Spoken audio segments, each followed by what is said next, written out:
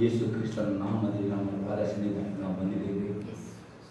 ಈಗ ನಾವು ಧ್ಯಾನ ವಾಕ್ಯಗಳನ್ನು ನಿನ್ನ ಪವಿತ್ರಾತ್ಮದಲ್ಲಿ ಅಭಿಷೇಕಿಸು. ಪವಿತ್ರಾತ್ಮನನ್ನು ಸ್ವಾಗತಿಸ್ತೇನೆ.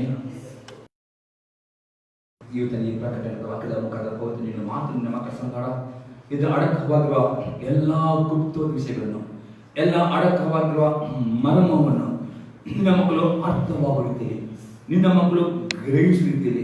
ನಿನ್ನ ಮಕ್ಕಳು ಇದರ ಜ್ಞಾನವನ್ನು ಪಡೆದುಕೊಂಡು ಅನ್ಯ ರೂಪಾಂತರಕ್ಕೆ ಸಿದ್ಧರಾಗುವ ರೀತಿಯಲ್ಲಿ ಅದನ್ನು ಬೋಧಿಸಲಿಕ್ಕೆ ಪವಿತ್ರಾತ್ಮೆ ನಿನ್ನ ವಿಶೇಷ ಜ್ಞಾನವನ್ನು, ವಿವೇಕವನ್ನು ನನಗೆ ಅನುಗ್ರಹಿಸು ಮತ್ತು ಉಪಯೋಗಿಸು. ಪವಿತ್ರಾತ್ಮೆ ಉಪಯೋಗಿಸು.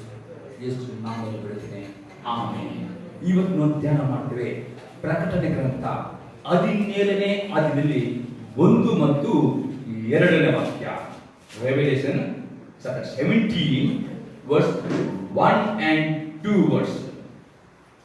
7 ಪಾತ್ರೆಗಳನ್ನು ಹಿಡಿದಿದ್ದ 7 ಮಂದಿ ದೇವದೂತರಲ್ಲಿ ಒಬ್ಬನು ಬಂದು ನನ್ನ ಸಂಗಡ ಮಾತಾಡಿ, ಬಾ, ಬಹಳ ನೀರುಗಳ ಮೇಲೆ ವಾಸಿಸಿರುವ ಮಹಾ ಜಾರಸ್ತ್ರೀಗೆ ಬರುವ ದಂಡನೆಯನ್ನು ನಿನಗೆ ತೋರಿಸುತ್ತೇನೆ. ಅವಳೊಂದಿಗೆ ಭೂರಾಜ್ಯರು ಜಾರತ್ವ ಮಾಡಿದರು ಮತ್ತು ಭೂ ನಿವಾಸಿಗಳು ಅವಳ ಜಾರತ್ವೆಂಬ ದ್ರಾಕ್ಷಾರಸವನ್ನು ಕುಡಿದು ಮತ್ತರಾದರು ಎಂದು ಹೇಳಿದರು. ಈ ವಾಕ್ಯದಲ್ಲಿ ನಾವು ನೋಡ್ತೇವೆ, 1 ಮತ್ತು 2 ವಾಕ್ಯದಲ್ಲಿ ನಾವು 4 ಸಂಗತಿಗಳನ್ನು ಸ್ಟಡಿ ಮಾಡುವಾಗ್ತೇವೆ. ಅದೇ ಮೊದಲನೇ ಸಂಗತಿ ನೋಡ್ತೀವಿ, ಏನು 1ನೇ ವಾಕ್ಯದಲ್ಲಿ 7 ಪಾತ್ರೆ ಹಿಡಿದಿದ್ದ 7 ಮಂದಿ ದೇವದೂತರಲ್ಲಿ ಒಬ್ಬನು ಬಂದು ನನ್ನ ಸಂಗಡ ಮಾತಾಡಿ, ಬಾ, ಬಹಳ ನೀರುಗಳ ಮೇಲೆ ವಾಸಿಸಿರುವ ಜಾರ ಸ್ತ್ರೀಗೆ ಬರುವ ದಂಡನೆಯನ್ನು ನಿನಗೆ ತೋರಿಸುತ್ತೇನೆ. ಇಲ್ಲಿ ಸ್ಪೆಸಿಫಿಕ್ ನಾವು 1 ಪಾಯಿಂಟ್ ನೋಡುವ ಜಾರ ಸ್ತ್ರೀ. ಇದರ ಅರ್ಥವಾಗಿದೆ ಆತ್ಮಿಕ ಅರ್ಥ ಭ್ರಷ್ಟವಾದ ಸಭೆಯಾಗಿದೆ. ಇಲ್ಲಿ ಅಪೊಸ್ತಲ ಯೋಹನನೇ ನೋಡಿದ ಕನಸಲ್ಲಿ ಜಾರ ಸ್ತ್ರೀ, ಇದರ ಆತ್ಮಿಕ ಅರ್ಥವಾಗಿದೆ ಭ್ರಷ್ಟವಾದ ಸಭೆ.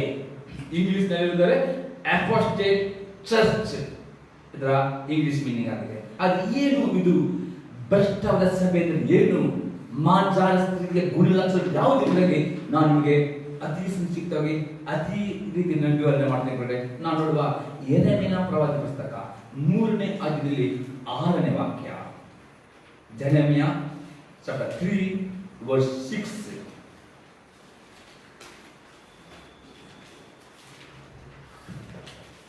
ಮತ್ತೆ ಅರಸನಾದ ಯೋಷಿಯನ ಕಾಲದಲ್ಲಿ ಯೆಹೋವನು ನನಗೆ ಹೀಗೆ ಹೇಳಿದನು, ಭ್ರಷ್ಟಲಾದ ಇಸ್ರಾಯೇಲು ಮಾಡಿದ್ದನ್ನು ನೋಡಿದೆಯಾ?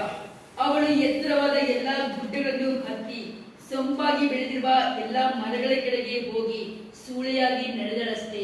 ಇಲ್ಲಿ ಯೆರೆಮೀಯ ಪ್ರವಾದನೆ ಮಾಡ್ತಾರೆ ಇಸ್ರೇಲ್ಗೋಸ್ಕರವಾಗಿ. ಇವತ್ತು ನಾವು ಆತ್ಮಿಕ ಇಸ್ರೇಲ್ ಆಗಿದ್ದೇವೆ ಅಂದ್ರೆ ದೇವರು ಆರಿಸಿದ ಪ್ರಜೆ ನಾವು ಆಗಿದ್ದೇವೆ. ಆಮೇಲೆ ಇಲ್ಲಿ ಯೆರೆಮೀಯ ಇಸ್ರೇಲ್ ಪ್ರವಾದನೆ ಆ ಇಸ್ರೇಲ್ ಜೀವಂತ ದೇವರನ್ನು ಗೊತ್ತಿದ್ದುಕೊಂಡು ಜೀವದ ದೇವರಿಗೆ ಕೊಡುವ ಮಾನವನ್ನು ಇತರ ದೇವರುಗಳಿಗೆ ಅವರು ಕೊಟ್ಟು ಇತರ ದೇವರುಗಳನ್ನು ಆರಾಧನೆ ಮಾಡಿದರು. ಬೇರೆ ಇದರ್ಥವಾಗಿದೆ, ಯಾವ ವಿಶ್ವಾಸಿ ಜೀವದ ದೇವರು ಕಂಡುಕೊಂಡವನು, ಯೇಸು ನಂಬಿಕೆ ಇಟ್ಟುಕೊಂಡವನು, ಆ ಯೇಸು ಕ್ರಿಸ್ತನು ದೇವರ ವಾಕ್ಯದ ಮೊದಲನೇ ಆಜ್ಞೆ ನಿಮಗೆ ನನ್ನ ಯಾವ ದೇವರುಗಳು ಇರಬಾರದು, ಪ್ರಥಮ ಆಜ್ಞೆ ಆಗಿದೆ. 7ನೇ ಆಜ್ಞೆ ಆಗಿದೆ, ಯಾವ ರೂಪವನ್ನು ತೋರಿಸುವ ಮನುಷ್ಯ, ಪಕ್ಷಿ ಯಾವ ಮೂರ್ತಿಗಳನ್ನು ಮಾಡಬಹುದು, ಅದಕ್ಕೆ ಅಡ್ಡ ಬೀಳಲು ಬಾರದು. ನನಗೆ ಕೊಡುವ ಗೌರವವನ್ನು ಈತ ಸಲ್ಲಿಸಿದರೆ ನಾನು ಸಹಿಸುವುದೆಂಬುದಾಗಿ ದೇವರ ಪ್ರಥಮ ಆಜ್ಞೆ 1, 2, 3 ಆಜ್ಞೆ ಆಗಿದೆ. ಈ ಆಜ್ಞೆ ಈ ಇಸ್ರೇಲರು ಅದೇ ಯಾರು ದೇವರ ಮಕ್ಕಳು, ಜೀವಂತ ದೇವರು ಯೇಸು ಜೀವಂತವಾಗಿದ್ದಾನೆ, ಅದನ್ನ ಆತ್ಮ ಸ್ವರೂಪ. ಅದು ಯಾವ ಮನುಷ್ಯ ರೂಪವಾಗಲಿ ಯಾವ ಮರಳ ರೂಪ ಕೊಟ್ಟು ಅವನಿಗೆ ವಿಗ್ರಹ ಮಾಡಬಾರ್ದು. ಅತಿ ಸ್ಪಷ್ಟ ಗೊತ್ತಿದ್ದುಕೊಂಡು ಯಾರು ವಿಗ್ರಹಗಳಿಟ್ಟು ಆಜ್ಞೆ ಮಾಡುತ್ತಾರೋ ಅಂತವರು ರೂಪಾಂತರತೆ ಕೈ ಬೀಳ್ಪಟ್ಟು ಗ್ಯಾರಂಟಿ ಆಗಿದೆ. ಆ ಕೈ ಬೀಳ್ಪಟ್ಟವರು ಆ ಭ್ರಷ್ಟವಾದ ಸಭೆಗೆ ಮೆಂಬರ್ ಆಗ್ತಾರೆ. ಈಗ ಒಂದು ಭೂಮಿಯಲ್ಲಿ ಅನೇಕ ಸಭೆಗಳು ಹುಟ್ಟುತ್ತವೆ. ಅದರಲ್ಲಿ ಜಯ ಹೊಂದುವ ಸಭೆಗಳು ಮಾತ್ರ ರೂಪಾಂತರ ಆಗ್ತವೆ. ಯಾವ ಸಭೆ ವಿಶ್ವಾಸಗಳು ವಿಗ್ರಹ ಆರಾಧನೆ ಮಾಡುತ್ತಾರೋ ಅಂತ ಸಭೆಯು ಅಂತ ವಿಶ್ವಲು ಕೈ ಬೀಳ್ಪಡುತ್ತಾರೆ. ಅದು ಜಾರ ಸ್ತ್ರೀ ಅಥವಾ ಭ್ರಷ್ಟವಾದ ಸಭೆ ದೊಡ್ಡ ಸಭೆ ಉಳಿದುಕೊಳ್ಳುತ್ತದೆ. ಅದು 3 ವರ್ಷ ತನಕ ಆರಾಮದಿರ್ತದೆ. ಇನ್ನು 3 ವರ್ಷದಲ್ಲಿ ದೇವರು ಆ ಸಭೆಯ ಮೇಲೆ ದಂಡನೆ ಮಾಡುತ್ತಾನೆ. ಇದು ಇದರ ಅರ್ಥವಾಗಿದೆ. ಹಾಗಾದರೆ ಇನ್ನೊಂದು ವಾಕ್ಯದಲ್ಲಿ ಇಟ್ಕೊಂಡು ನೋಡಿದ್ರೆ ನ್ಯಾಯಸ್ಥಾಪಕ ಪುಸ್ತಕ 2ನೇ ಅಧ್ಯಾಯದಲ್ಲಿ 17ನೇ ವಾಕ್ಯ. ನ್ಯಾಯಸ್ಥಾಪಕ ಪುಸ್ತಕ 2ನೇ ಅಧ್ಯಾಯದಲ್ಲಿ 17ನೇ ವಾಕ್ಯ. Judges chapter 2 verse 17.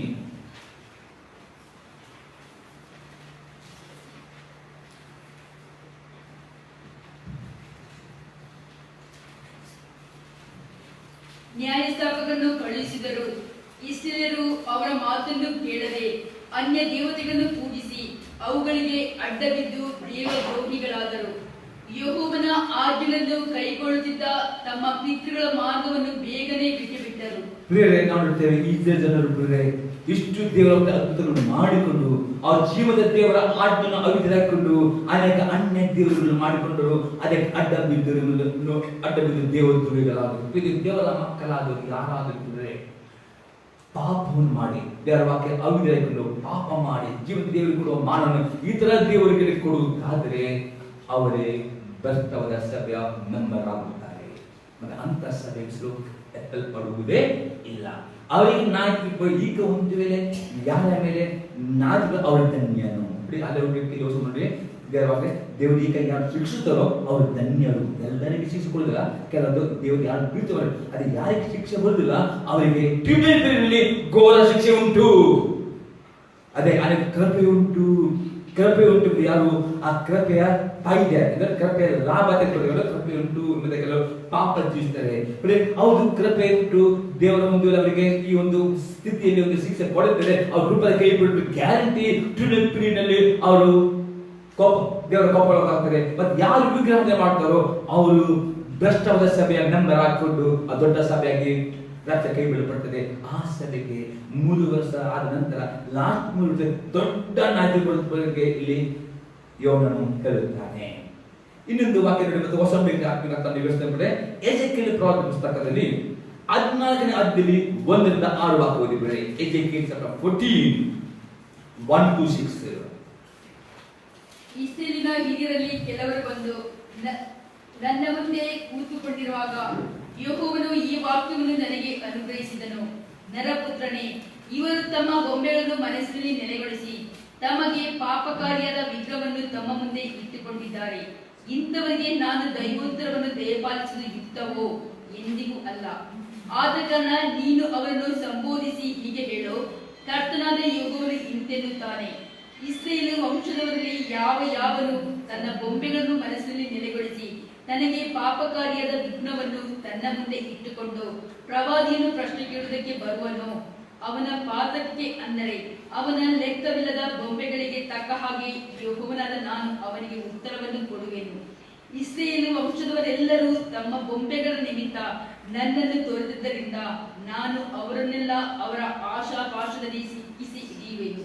ಆದ ಕಾರಣ ನೀನು ಇಸ್ರಾಯೇಲ್ ವಂಶದವರಿಗೆ ಹೀಗೆ ನುಡಿ, ಕರ್ತನಾದ ಯೆಹೋವನು ಇಂತೆನ್ನುತ್ತಾನೆ, ನೀವು ನಿಮ್ಮ ಗೊಂಬೆಗಳನ್ನು ತೊರೆದು ಬಿಟ್ಟು ಹಿಂದಿರುಗಿರಿ, ನಿಮ್ಮ ಎಲ್ಲ ಅಸಹ್ಯ ವಸ್ತುಗಳ ಕಡೆಗೆ ಬೆನ್ನು ಮಾಡಿರಿ. ವಿಗ್ರಹಾರಾಧನೆ 2 ರೀತಿ ಉಂಟು. ಒಂದು ವಿಗ್ರಹಾರಾಧನೆ ಏನು, ದೇವರನ್ನು ಮನುಷ್ಯ, ಪಶು, ಪಕ್ಷಿ, ಕ್ರಿಮಿ ಮತ್ತೆ ಬೇರೆ ವಸ್ತುಗಳನ್ನು ರೂಪ ಮಾಡಿಕೊಂಡು ಅಡ್ಡ ಬೀಳುವುದು, ಅದೇ ದೇವರ ಅದು ವಿಗ್ರಹಾರಾಧನೆ ಆಗಿದೆ. ಇನ್ನೊಂದು ವಿಗ್ರಹಾರಾಧನೆ ಆಗಿದ್ರೆ ಅಂತ ಯಾವ್ದು ವಿಗ್ರಹಗಳು ಅದು ಇಡುವುದಿಲ್ಲ, ಮನಸ್ಸಿನಲ್ಲಿ ಇಡುವ ವಿಗ್ರಹಗಳು. ಏನು ಅಂದ್ರೆ ಕೆಲವರು ಹೌದು ದೇವರ ವಾಕ್ಯದಲ್ಲಿ ನೋಡ್ತೇವೆ, ಹೌದು ನಮಗೆ ಕೆಲವರು ಅನ್ಯಾಯ ಮಾಡುವಾಗ, ನಮಗೆ ಕೆಲವರು ಮೋಸ ಮಾಡುವಾಗ, ನಮಗೆ ಕೆಲವರು ವಂಚನೆ ಮಾಡುವಾಗ, ನಮಗೆ ಕೆಲವರು ನೋವಿನ ಮಾತನ್ನು ಹೇಳುವಾಗ ನಮಗೆ ರಕ್ತ ಮೋಸ ಬಂದಿದೆ, ಅವರಿಗೆ ಸಮಯ ಕೊಡಲಿಕ್ಕೆ ಆಗುವುದಿಲ್ಲ. ಅಂತ ದುಃಖ ಅನೇಕ ವರ್ಷಗಳು ಕೆಲವು ಇಟ್ಟುಕೊಳ್ಳುತ್ತಾರೆ. ಅವರಿಗೆ ಹೇಳುವಾಗ ಅವರು ಅದೇ ದುಃಖವನ್ನು ಅದನ್ನು ಹಾಗೆ ಮಾಡಿ ಹೀಗೆ ಯಾರು ದುಃಖವನ್ನು ಇಟ್ಟುಕೊಳ್ಳಿ ಅದು ಅವರಿಗೆ ಬೊಂಬೆ ಆಗುತ್ತದೆ. ಆ ವಿಗ್ರಹ ಆದರೂ ಸಹ ಕೈ ಪಡುತ್ತಾರೆ ಎಂದು ಹೇಳ್ತಾನೆ. ಅದಕ್ಕೆ ದೇವರಾಗ್ತಾನೆ, ನಿಮ್ಮ ಸಿಟ್ಟು ಸೂರ್ಯನು ಮುಳುಗುವ ಮೊದಲು ತೀರಿಸಬೇಕು. ಒಂದು ವೇಳೆ ಕೋಪ ಬಂದರೂ ಕೋಪ ಮಾಡಬೇಕಾದ್ರೂ ಪಾಪ ಮಾಡಬಾರದು, ಮತ್ತು ಸಿಟ್ಟು ಸೂರ್ಯ ಮುಳುಗುವ ಮೊದಲು ತೀರಿ ಹೋಗಬೇಕು ವಿನ ಅದು ಮರುದಿನ 10 ವರ್ಷ ಇಟ್ಕೊಳ್ತಾರೋ ಅವರು ಭ್ರಷ್ಟರಾದ ಸಭೆಯ ಒಂದು ಸದಸ್ಯರಾಗುತ್ತಾರೆ. ಅಂತ ವಿಶ್ವಾಸಿ ಕೈ ಬೀಳಲ್ಪಡುತ್ತಾನೆ.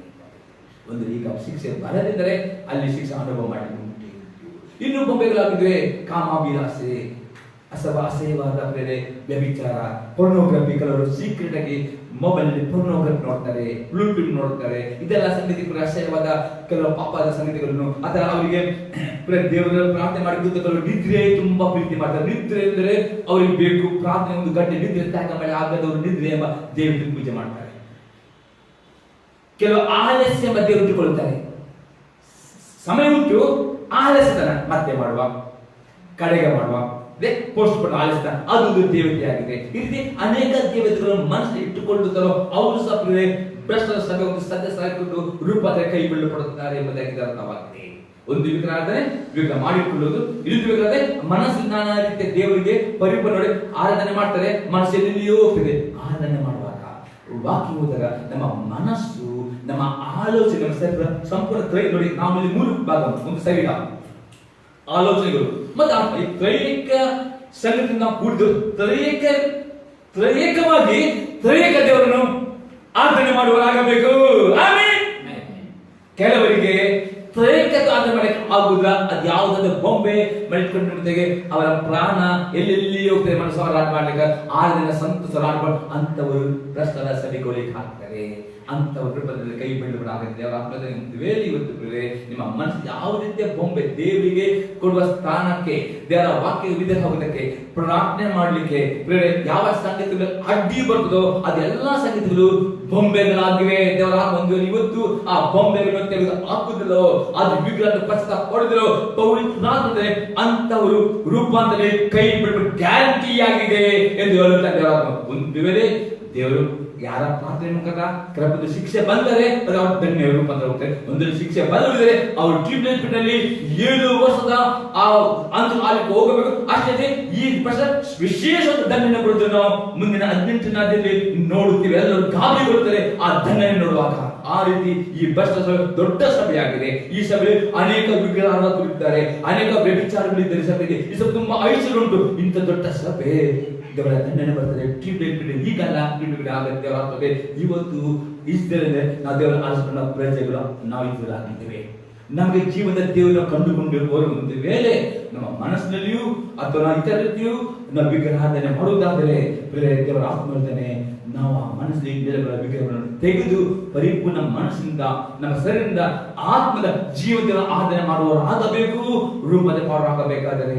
ಇಲ್ಲದರೆ ಕೈ ಬಿಟ್ಟು ಬಿಡ್ತೇವೆ. ಈ ಸಭೆಗೆ ಸದಸ್ಯ ಆಗ್ತದೆ ಹೇಳುವನಾಗಿದ್ದಾನೆ. ಈಗ ನಾವು ಆತ್ಮೀಯತೆಯಲ್ಲಿ ಹೊಸ ರೀತಿಯ ವಾಕ್ಯಗಳು ನೋಡೋಣ ಪ್ರೇರೆ. ಈಗ ನೋಡೋ ಪ್ರೇರೆ ನಾನು ಹೊಸ ಇನ್ನು ಅಲ್ಲಿ ಅನೇಕ ವಾಕ್ಯಗಳು ಉಂಟು. ಈಗ ನಾನು ನಿಮ್ಗೆ ಆತ್ಮಿಕವಾಗಿ ಹೊಸ ರೀತಿಯಲ್ಲಿ ಎಕ್ಸ್ಪ್ಲೇನ್ ಮಾಡ್ತೇನೆ ಏನು ನಿಮ್ಮದಾಗಿ. ಮತ್ತೆ ಅನುಭವಿಸುವಂತೆ 7ನೇ ಅಧ್ಯಾಯದಲ್ಲಿ 21ರಿಂದ 23ನೇ ವಾಕ್ಯ. ಯಾರಿಗೆ ಅಲೆಮಡಿ ವಾಕ್ಯ ಬೇಕಾದ್ರೆ ನಾನು ಕೊಡ್ತೇನೆ. ಆದ್ರೆ ನಾನು ಈಗ ಹೊಸ ರೀತಿಯಿಂದ ನಿಮಗೆ ಎಕ್ಸ್ಪ್ಲೇನ್ ಮಾಡ್ತೇನೆ. ಮತ್ತೆ ಅನುಭವಿಸುವಂತೆ 7ನೇ ಅಧ್ಯಾಯದಲ್ಲಿ 21ರಿಂದ 23ನೇ ವಾಕ್ಯ. ನನ್ನನ್ನು ಸ್ವಾಮಿ ಸ್ವಾಮಿ ಅನ್ನುವರೆಲ್ಲರೂ ಪರಲೋಕ ರಾಜ್ಯದಲ್ಲಿ ಸೇರುವರೆಂದು ನೆನೆಸಬೇಡಿರಿ. ಪರಲೋಕದಲ್ಲಿರುವ ನನ್ನ ತಂದೆಯ ಚಿತ್ತದಂತೆ ನಡೆಯುವವನೇ ಪರಲೋಕ ರಾಜ್ಯಕ್ಕೆ ಸೇರುವನು. ಸ್ವಾಮಿ ಸ್ವಾಮಿ, ನಿನ್ನ ಹೆಸರಿನ ಮೇಲೆ ನಾವು ಬೋಧನೆ ಹೇಳಲಿಲ್ಲವೇ? ನಿನ್ನ ಹೆಸರಿನ ಮೇಲೆ ದೆವ್ವಗಳನ್ನು ಬಿಡಿಸಲಿಲ್ಲವೇ? ನಿನ್ನ ಹೆಸರಿನ ಮೇಲೆ ಅನೇಕ ಮಹತ್ ಕಾರ್ಯಗಳನ್ನು ಮಾಡಲಿಲ್ಲವೇ ಎಂದು ಆ ದಿನದಲ್ಲಿ ಎಷ್ಟೋ ಜನರು ನನಗೆ ಹೇಳುವರು. ಆಗ ನಾನು ಅವರಿಗೆ, ನಾನೆಂದು ನಿಮ್ಮ ಗುರುತು ಕಾಣೆನು. ಧರ್ಮವನ್ನು ಮೀರಿ ನಡೆಯುವವರೇ, ನನ್ನಿಂದ ತೊಲಗಿ ಹೋಗಿರಿ ಎಂದು ಎಲ್ಲರ ಮುಂದೆ ಹೇಳಿಬಿಡುವೆ. ನನ್ನ ಸ್ವಾಮಿ ಸಾಮಾನ್ಯಗಳು ಪರಲೋಕದಲ್ಲಿ ಸೇರಿ ನೆನೆಸಬೇಡಿರಿ. ಅನೇಕರು ಟಿವಿ ಮಾಧ್ಯಮದ ಮುಖಾಂತರ, ಲೈವ್ ಮುಖಾಂತರ ಅನೇಕರಿಗೆ ಗೊತ್ತಿಟ್ಟು ಯೇಸು ಸ್ವಾಮಿ ಮತ್ತೆ. ಆಮೇಲೆ ಎಲ್ಲರೂ ತುಂಬಾ ಜನರು 99% ಜನರು ಸ್ವಾಮಿ ಹೇಳ್ತಾರೆ. ಸ್ವಾಮಿ ಎಲ್ಲ ಕೂಡಲೇ ಪರಲೋಕ ರಾಜ್ಯಕ್ಕೆ ಹೋಗುದಿಲ್ಲ. ಪರಲೋಕ ರಾಜ್ಯ ಚಿತ್ತ ಬೇರೆ ವಾಕ್ಯಕ್ಕೆ ವಿಧೇಯರಾಗ್ತಾರೋ ಅವರೇ ಪರಲೋಕ ರಾಜ್ಯ ಹೋಗ್ತಾರೆ. ಅದು ಯಾರು ಬರೀ ಬಾಯಿ ಸ್ವಾಮಿ ಸ್ವಾಮಿ ಹೇಳಿಕೊಂಡು ಸ್ವಾಮಿ ಕೊಟ್ಟ ಆಜ್ಞೆಗೆ ಅವಿಧರಾಗ್ತಾರೋ ಅವರೆಲ್ಲರೂ ಭ್ರಷ್ಟ ಸಭೆಯ ಗುಪ್ತವಾಗಿ ಸದಸ್ಯರಾಗುತ್ತಾರೆ. ಅಂತವರು ರಕ್ತದಲ್ಲಿ ಕೈ ಬೀಳಬಿಡುತ್ತಾರೆ. ಅಷ್ಟೇ 23 ವಾಕ್ಯಕ್ಕೆ ಅವರು ಅನೇಕ ಅದ್ಭುತ ಮಾಡ್ತಾರೆ. ಅವ್ರ ಸತ್ತ ಏನಾದ್ರು ಬದುಕಬಹುದು, ಕೂಡಲೇ ಕಣ್ಣು ಬರಬಹುದು, ಎಲ್ಲ ಸೂಚಕರ ಮಾತಾಡಬಹುದು, ತುಂಬಾ ಪ್ರಬೋಧನೆ ಮಾಡಬಹುದು. ಆದರೂ ಅವರು ಯಾರು ಸದಸ್ಯರಾಗ್ತಾರೆ? ಭ್ರಷ್ಟರಾದ ಸಭೆಯ ಸದಸ್ಯರಾಗ್ತಾರೆ. ಅವರ ಬೋಧನೆ ಜೀವನ ದೇವರಿಗೆ ಕಲಿಸಿಕೊಡ್ತಾರೆ, ವಿಗ್ರಹಕ್ಕೆ ಅವರು ಕಲಿಸಿಕೊಡುತ್ತಾರೆ. ಅಂತವರು ರೂಪದ ಕೈ ಬಿಟ್ಬಿಡ್ತಾರೆ. ಅಂತವರು ದಂಡನೆ ಅನುಭವಿಸ್ತಾರೆ. ದೇವರ ಹೇಳುತ್ತಾನೆ. ಹಾಗಾದ್ರೆ ರೂಪಾಂತರ ಆಗಬೇಕಾ? ನಿಮ್ಮ ಶರೀರ ಪ್ರಾಣ ಆತ್ಮದಿಂದ ತಳಿಕ ದೇವರನ್ನು ಪರಿಪೂರ್ಣ ಆತ್ಮ ಆಧಾರ ಮಾಡಬೇಕು ಅಂದ್ರೆ ಅಂತವರು ಮಾತ್ರ ರೂಪಾಂತರದಲ್ಲಿ ಒಂದೇ ಸೆಕೆಂಡ್ ಅಲ್ಲಿ ರೂಪಾಂತರ ಆಗ್ತದೆ. ನನಗೆ ಜಾಸ್ತಿ ಒಂದೇ ಸೆಕೆಂಡ್, ಅದೇ ಆ ಒಂದು ಸೆಕೆಂಡ್ ಕಾರ್ಯಕ್ಕೋಸ್ಕರ ಪ್ರತಿನಿತ್ಯವೂ ನಮ್ಮ ಆತ್ಮದಲ್ಲಿ ನಾವು ಸಿದ್ಧರಿರಬೇಕು. ಎಂದು ನಮ್ಮ ಆತ್ಮದಲ್ಲಿ ನಾವು ಮಲಗೋಲಾಗಬಹುದು. ಎಂದು ನಮ್ಮ ಆತ್ಮದಲ್ಲಿ ಯಾವ ಬೊಂಬೆಗಳು ನಮ್ಮ ಮನಸ್ಸಲ್ಲಿ ಯಾವ ಬೊಂಬೆಗಳು ನಮ್ಮ ಮನಸ್ಸು ನಮ್ಮ ಅಥವಾ ಸಂಪ ಹೇಗೆ ಒಂದು ಮದುವೆ ಆದ ಗಂಡ ಹೆಂಡತಿ ಕಡೆ ತನಕ ಪರಿಶುದ್ಧತೆಯಲ್ಲಿ ಅವ್ರ ದಂಪತಿಗಳಿಗಿರ್ತಾರೋ ಅವರ ಮಧ್ಯೆ ಯಾವ ಡೈವರ್ಸ್ ಎಂಬ ಪದ ಬರುವುದಿಲ್ಲ. ಆಮೇಲೆ 50 ವರ್ಷ ಜಿಬ್ಲಿ ಯೂನಿವರ್ಸಿಟಿ ಕೆಲವರಿಗೆ ಸ್ತೋತ್ರ 75 ವರ್ಷ. ನನ್ನ ತಂದೆ 78 ವರ್ಷ ಬಿಲ್ಡಿಂಗ್ ಯೂನಿವರ್ಸಿಟಿ ಮಾಡಿದ್ದಾರೆ. ಇನ್ನು 79 ಬಿಲ್ಡಿಂಗ್ ಯೂನಿವರ್ಸಿಟಿ ಬರೋ ಮೇ 22 ನನ್ನ ತಂದೆ ತಾಯಿ ಸೆಲೆಬ್ರೇಟ್ ಮಾಡಲಿಕ್ಕಿದ್ದೇವೆ ನಾವು. ಆಮೇಲೆ ಹಾಗೆ ಯಾವಾಗ ಗಂಡ ಹೆಂಡತಿ ಪರಿಪೂರ್ಣ ಪರಿಸ್ಥಿತಿ ಅವರ ಮಧ್ಯದಲ್ಲಿ ವ್ಯಭಿಚಾರ ಅಥವಾ ಡೈವರ್ಸ್ ಬರುವುದಿಲ್ಲ, ಅದೊಬ್ಬರ ಅದೇ ರೀತಿ ಯೇಸು ಕ್ರಿಸ್ತ ನಮ್ಮ ಮಧ್ಯಗಿತ್ತಿಯಾಗಿದ್ದಾನೆ, ನಾವು ಮೊದಲಿಂಗರಾಗಿದ್ದೇವೆ. ಆ ರೀತಿಯಲ್ಲಿ ನಮ್ಮ ಸತ್ಯ ಪರಿಪೂರ್ಣ ಯೇಸು ಒಬ್ಬನೇ ನಮಗೆ ದೇವರು, ಬರೀ ಯಾವ ದೇವರು ನಮಗೆ ಇರಬಾರದು. ಆಮೇಲೆ ಆ ದೇವರಿಗೆ ಬದಲಿಗೆ ಬೇರೆ ಯಾವುದು ಇಟ್ಟುಕೊಳ್ಳುತ್ತಾರೆ, ನಮ್ಮ ಯೇಸು ಕ್ರಿಸ್ತನಿಗೆ ನಾವು ಕೋಪ ಮಾಡ್ತೇವೆ, ನಾವು ಅವನ ದೃಷ್ಟಿಯಲ್ಲಿ ಆತ್ಮಿಕ ವ್ಯಭಿಚಾರವಾಗಿದೆ. ಅಂತವರು ಭ್ರಷ್ಟರಾದ ಸಭೆ ಮಾಜಾರಸರಿಂದ ಕರೆಯಲ್ಪಡುತ್ತದೆ. ಈ ಅಪೊಸ್ಟಲ್ ಚರ್ಚ್ ಎಂದು ಹೆಸರು ಬರುತ್ತದೆ. ಆಮೇಲೆ ಅಂತವರು ರೂಪಾಂತರ ಕೈ ಬಿಡಲ್ಪಡುತ್ತಾರೆ. ಹಾಗಾದ್ರೆ ನಾವು ಜಾಗರೂಕರಾಗಿ ನಾವು ರೂಪಾಂತರ ಕೈ ಬಿಡಬಾರದು. ರೂಪಾಂತರ ಎತ್ತಲು ಪಡುವರಾಗಬೇಕಾದ್ರೆ ನಮ್ಮ ಯೇಸು ಕ್ರಿಸ್ತನು ನಮ್ಮ ಮೊದಲಿಂಗನಾಗಿದ್ದಾನೆ. ನಮ್ಮ ಮದುವೆ ಎಂಗೇಜ್ ಆಗಿದೆ. ಈಗ ನಮ್ಮ ಮದುವೆ ದಿನ ಫಿಕ್ಸ್ ಆಗಿದೆ. ಅದಕ್ಕೆ ರೂಪಾಂತರ ಪಾಲ್ಗೊಳ್ಳಾದ ನಂತರ ಅಲ್ಲಿ ಮದುವೆಯಲ್ಲಿ ಪಾಲ್ಗೊಳ್ಳಾಗುತ್ತೆ. ಆಮೇಲೆ ಅದನ್ನ ಕಡೆ ತನಕ ಶುದ್ಧ ಹೃದಯದಿಂದ ಶುದ್ಧ ಮನಸಾಕ್ಷಿಯಿಂದ ಪರಿಪೂರ್ಣ ವಿಧೇಯತೆಯಿಂದ ನಮ್ಮ ಯೇಸು ಕ್ರಿಸ್ತನ ಎಲ್ಲ ಆಜ್ಞೆಯನ್ನು ಬಿತ್ತಲಾಗುತ್ತೇವೋ ಅಂತವರು ಮಾತ್ರ ರೂಪಾಂತರ ಒಯ್ಯಲ್ಪಡುತ್ತಾರೆ. ಇಲ್ಲದಿದ್ದರೆ ಅವರೆಲ್ಲರೂ ಭ್ರಷ್ಟವಾದ ಸಭೆ, ಅವರು ಭ್ರಷ್ಟರಾಗ್ತಾರೆ. ಆತ್ಮೀಯ ಅವರಿಗೆ ದಂಡನೆ ಬರುವುದನ್ನು ಅಲ್ಲಿ ಪ್ರಕಟಣೆ ಗ್ರಂಥದಲ್ಲಿ 18ನೇ ಗ್ರಂಥದಲ್ಲಿ ನಾವು ಅತಿ ಸ್ಪಷ್ಟ ನೋಡುತ್ತೇವೆ. ಅದಕ್ಕೆ ಇಲ್ಲಿ ಮಹಾಜಾರಸ್ತ್ರೀ ಮೇಲೆ ಅಪೊಸ್ತಲರಾಗಿ ನೋಡುತ್ತಾನೆ. ಇನ್ನೊಂದು ವಾಕ್ಯ ನೋಡುತ್ತೇವೆ, 1ನೇ ಕೊರಿಂಥದವರಿಗೆ ಬರೆದ ಪತ್ರಿಕೆ 10ನೇ ಅಧ್ಯಾಯದಲ್ಲಿ 14ರಿಂದ 22ನೇ ವಾಕ್ಯ. ಫಸ್ಟ್ ಕೊರಿಂಥಿಯನ್ 10:14 ನಿಂದ 22 ತನಕ. ಆದ್ದರಿಂದ ಪ್ರಿಯ ಸಹೋದರರೇ, ವಿಗ್ರಹಾರಾಧನೆಯ ಗೊಡವೆಯನ್ನು ಸಂಪೂರ್ಣವಾಗಿ ತೊರೆದು ಬಿಡಿರಿ. ನೀವು ವಿವೇಕಿಗಳೆಂದು ಇದನ್ನು ಹೇಳುತ್ತೇನೆ, ನಾನು ಹೇಳುವುದನ್ನು ನೀವೇ ಯೋಚಿಸಿರಿ. ನಾವು ದೇವ ಸ್ತೋತ್ರ ಮಾಡಿ ಪಾತ್ರೆಯಲ್ಲಿ ಪಾನ ಮಾಡುವುದು ಕ್ರಿಸ್ತನ ರಕ್ತದಲ್ಲಿ ಪಾಲುಗಾರರಾಗಿದ್ದೇವೆಂಬುದನ್ನು ಸೂಚಿಸುವುದಲ್ಲವೇ? ನಾವು ರೊಟ್ಟಿಯನ್ನು ಮುರಿದು ತಿನ್ನುವುದು ಕ್ರಿಸ್ತನ ದೇಹದಲ್ಲಿ ಪಾಲುಗಾರರಾಗಿದ್ದೇವೆಂಬುದನ್ನು ಸೂಚಿಸುವುದಲ್ಲವೇ? ರೊಟ್ಟಿಯು ಒಂದೇಯಾಗಿರುವುದರಿಂದ ಅನೇಕರಾಗಿರುವ ನಾವು ಒಂದೇ ದೇಹದಂತಿದ್ದೇವೆ. ಯಾಕೆಂದರೆ ನಾವೆಲ್ಲರೂ ಆ ಒಂದೇ ರೊಟ್ಟಿಯಲ್ಲಿ ಪಾಲು ತಕ್ಕೊಂಡು ತಿನ್ನುತ್ತೇವೆ. ವಂಶಕ್ರಮದಿಂದ ಇಸ್ರಾಯೇಲರಾಗಿರುವವರನ್ನು ಯೋಚಿಸಿರಿ. ಯಜ್ಞ ಮಾಡಿದ್ದನ್ನು ತಿನ್ನುವವರು ಯಜ್ಞ ವೇದಿಯೊಡನೆ ಭಾಗಿಗಳಾಗಿದ್ದರಲ್ಲವೇ? ಹೀಗೆ ಹೇಳುವುದರಿಂದ ಏನು ಹೇಳಿದ ಹಾಗಾಯಿತು? ವಿಗ್ರಹಕ್ಕೆ ನೈವೇದ್ಯ ಮಾಡಿದ ಪದಾರ್ಥವು ವಾಸ್ತವವೆಂದು ಅಥವಾ ವಿಗ್ರಹವು ವಾಸ್ತವವೆಂದು ನನ್ನ ಅಭಿಪ್ರಾಯವೋ ಅಲ್ಲ. ಆದರೆ ಅನ್ಯ ಜನರು ತಾವು ಅರ್ಪಿಸುವ ಬಲಿಗಳನ್ನು ದೇವರಿಗಲ್ಲ ದೆವ್ವಗಳಿಗೆ ಅರ್ಪಿಸುತ್ತಾರೆಂದು ನನ್ನ ಅಭಿಪ್ರಾಯವು. ನೀವು ದೆವ್ವಗಳೊಡನೆ ಭಾಗಿಗಳಾಗಿರಬೇಕೆಂಬುದು ನನ್ನ ಇಷ್ಟ ಅಲ್ಲ. ನೀವು ಕರ್ತನ ಪಾತ್ರೆ ಮತ್ತು ದೆವ್ವಗಳ ಪಾತ್ರೆ ಇವುಗಳೊಳಗೆ ಒಂದರಲ್ಲಿಯೇ ಹೊರತು ಎರಡರಲ್ಲಿಯೂ ಕುಡಿಯಲಾರಿರಿ. ಕರ್ತನ ಪಂಕ್ತಿ ಮತ್ತು ದೆವ್ವಗಳ ಪಂಕ್ತಿ ಇವುಗಳೊಳಗೆ ಒಂದರಲ್ಲಿಯೇ ಹೊರತು ಎರಡರಲ್ಲಿಯೂ ಊಟ ಮಾಡಲಾರಿರಿ. ಕರ್ತನನ್ನು ರೇಗಿಸಬೇಕೆಂದಿದ್ದೇವೋ ಆತನಿಗಿಂತಲೂ ನಾವು ಬಲಿಷ್ಠರೇನು? ಇನ್ನೊಂದು ಆತ್ಮಿಕ ವ್ಯಭಿಚಾರ ಅಂತಂದ್ರೆ ನಾವು ಸಹ ಯೇಸು ಕ್ರಿಸ್ತನ ನಂಬಿಕೊಂಡು ನೀರಿನಲ್ಲಿ ಮುಳುಗಿ ಕೃಷ್ಣನ ತೆಗೆದುಕೊಂಡು ಕರ್ತನ ರೊಟ್ಟಿ ಪಾತ್ರೆ ಪಾವಡರಾಗಿಕೊಂಡು ಉಳಿದ ದಿವಸದಲ್ಲಿ ನಮ್ಮ ಕುಟುಂಬದ ರೊಟ್ಟಿಗೆ ಅನ್ನ ರೊಟ್ಟಿಕೊಂಡು ಅವರು ಅರ್ಪಿಸುವ ಬಲಿಗಳು, ಅವರು ಮಾಡುವ ಪೂಜೆಗಳಲ್ಲಿ, ಅವರು ಮಾಡುವ ಹಬ್ಬದ ಊಟವನ್ನು ಮಾಡುವುದಾದರೆ, ಅವರ ನೈವೇದ್ಯ ಪದ ತಿನ್ನುವುದಾದರೆ ನಾವು ವಿಗ್ರಹಾರಾಧಕರಾಗ್ತೀವಿ. ಅನೇಕ ದೇವರ ಮಕ್ಕಳು ಇರ್ತಾರೆ ಡಬಲ್ ಗೇಮ್ ಮಾಡಿದರೆ. ಸಭೆಗೆ ಬರುವಾಗ ಸಂಡೇ ಕ್ರಿಶ್ಚಿಯನ್, ಸಂಡೇ ಬರುವಾಗ ಅವರು ತುಂಬಾ ಹೋಲಿನೆಸ್ ನಲ್ಲಿ ಬರುತ್ತಾರೆ, ತುಂಬಾ ಪರಿಶುದ್ಧ. ಅವ್ರು ಎಷ್ಟು ಪರಿಶುದ್ಧರೇ ಅವರು ಭಾರಿ ಪರಿಶುದ್ಧವಾಗಿ ಬರ್ತಾರೆ, ರೊಟ್ಟಿ ಮತ್ತು ಪಾಲ್ಗೊಳ್ಳುತ್ತಾರೆ. ಆದರೆ ಸೋಮವಾರದಲ್ಲಿ ಅವರು ನೋಡುವಾಗ ನಾವು ಕೆಲಸ ಮಾಡಬೇಕು, ಅನ್ನ ಜನರೊಟ್ಟಿಗೆ ಬಿಸಿನೆಸ್ ಮಾಡಬೇಕು, ಎಲ್ಲ ವ್ಯವಹಾರ ಮಾಡಿಕೊಂಡು ಹೋಗಬೇಕು. ಆದರೆ ಅವರೊಟ್ಟಿಗೆ ಸೇರಿಕೊಂಡು ಅವರು ಸಲ್ಲಿಸುವ ಆ ಪೂಜೆಗಳಲ್ಲಿ, ಅವರು ಮಾಡುವ ಔತಣಗಳಲ್ಲಿ ಯಾರಾದರೂ ಅದೇ ಪಾಲ್ಗೊಳ್ಳ ನಂತರ ಎಲ್ಲ ಪ್ರಾರ್ಥನೆ ಮಾಡಿ ತಿಂದರೆ ಏನಾಗ್ತದೆ? ಪ್ರಾರ್ಥನೆ ಊಟ ಯಾರೂ ಆ ರೀತಿ ಮಾಡುತ್ತಾರೋ ದೇವರಂತಾನೆ ಅವರು ದೇವರ ಮುಂದೆ ವಿಗ್ರಹಾರಾಧಕರು ಆಗುತ್ತಾರೆ. ಮತ್ತು ಅವರ ಮೇಲೆ ಕೋಪ ಬರುತ್ತದೆ. ಒಂದು ಇಲ್ಲಿ ಬರುವುದಿಲ್ಲ, ರಾತ್ರಿಯಲ್ಲೇ ಕೈ ಬಿಡಲ್ಪಡ್ತಾರೆ ಅವರು ಮತ್ತು ಜಾರ ಸ್ತ್ರೀಯ ಸರಿಸಲಾಗುತ್ತಾರೆ, ದೊಡ್ಡ ದಂಡನೆಗೊಳಗಾಗುತ್ತಾರೆ. ರಾಪ್ಚರ್ ಆದ ನಂತರ ಅವರು ಟ್ಯೂಬ್ಲೆಸ್ನಲ್ಲಿ ರಕ್ಷಣೆ ಸಿಗಬೇಕಾ, ರಕ್ತ ಸಾಕ್ಷಿಯಾಗಿ ರೆಡಿ ಇರಬೇಕು.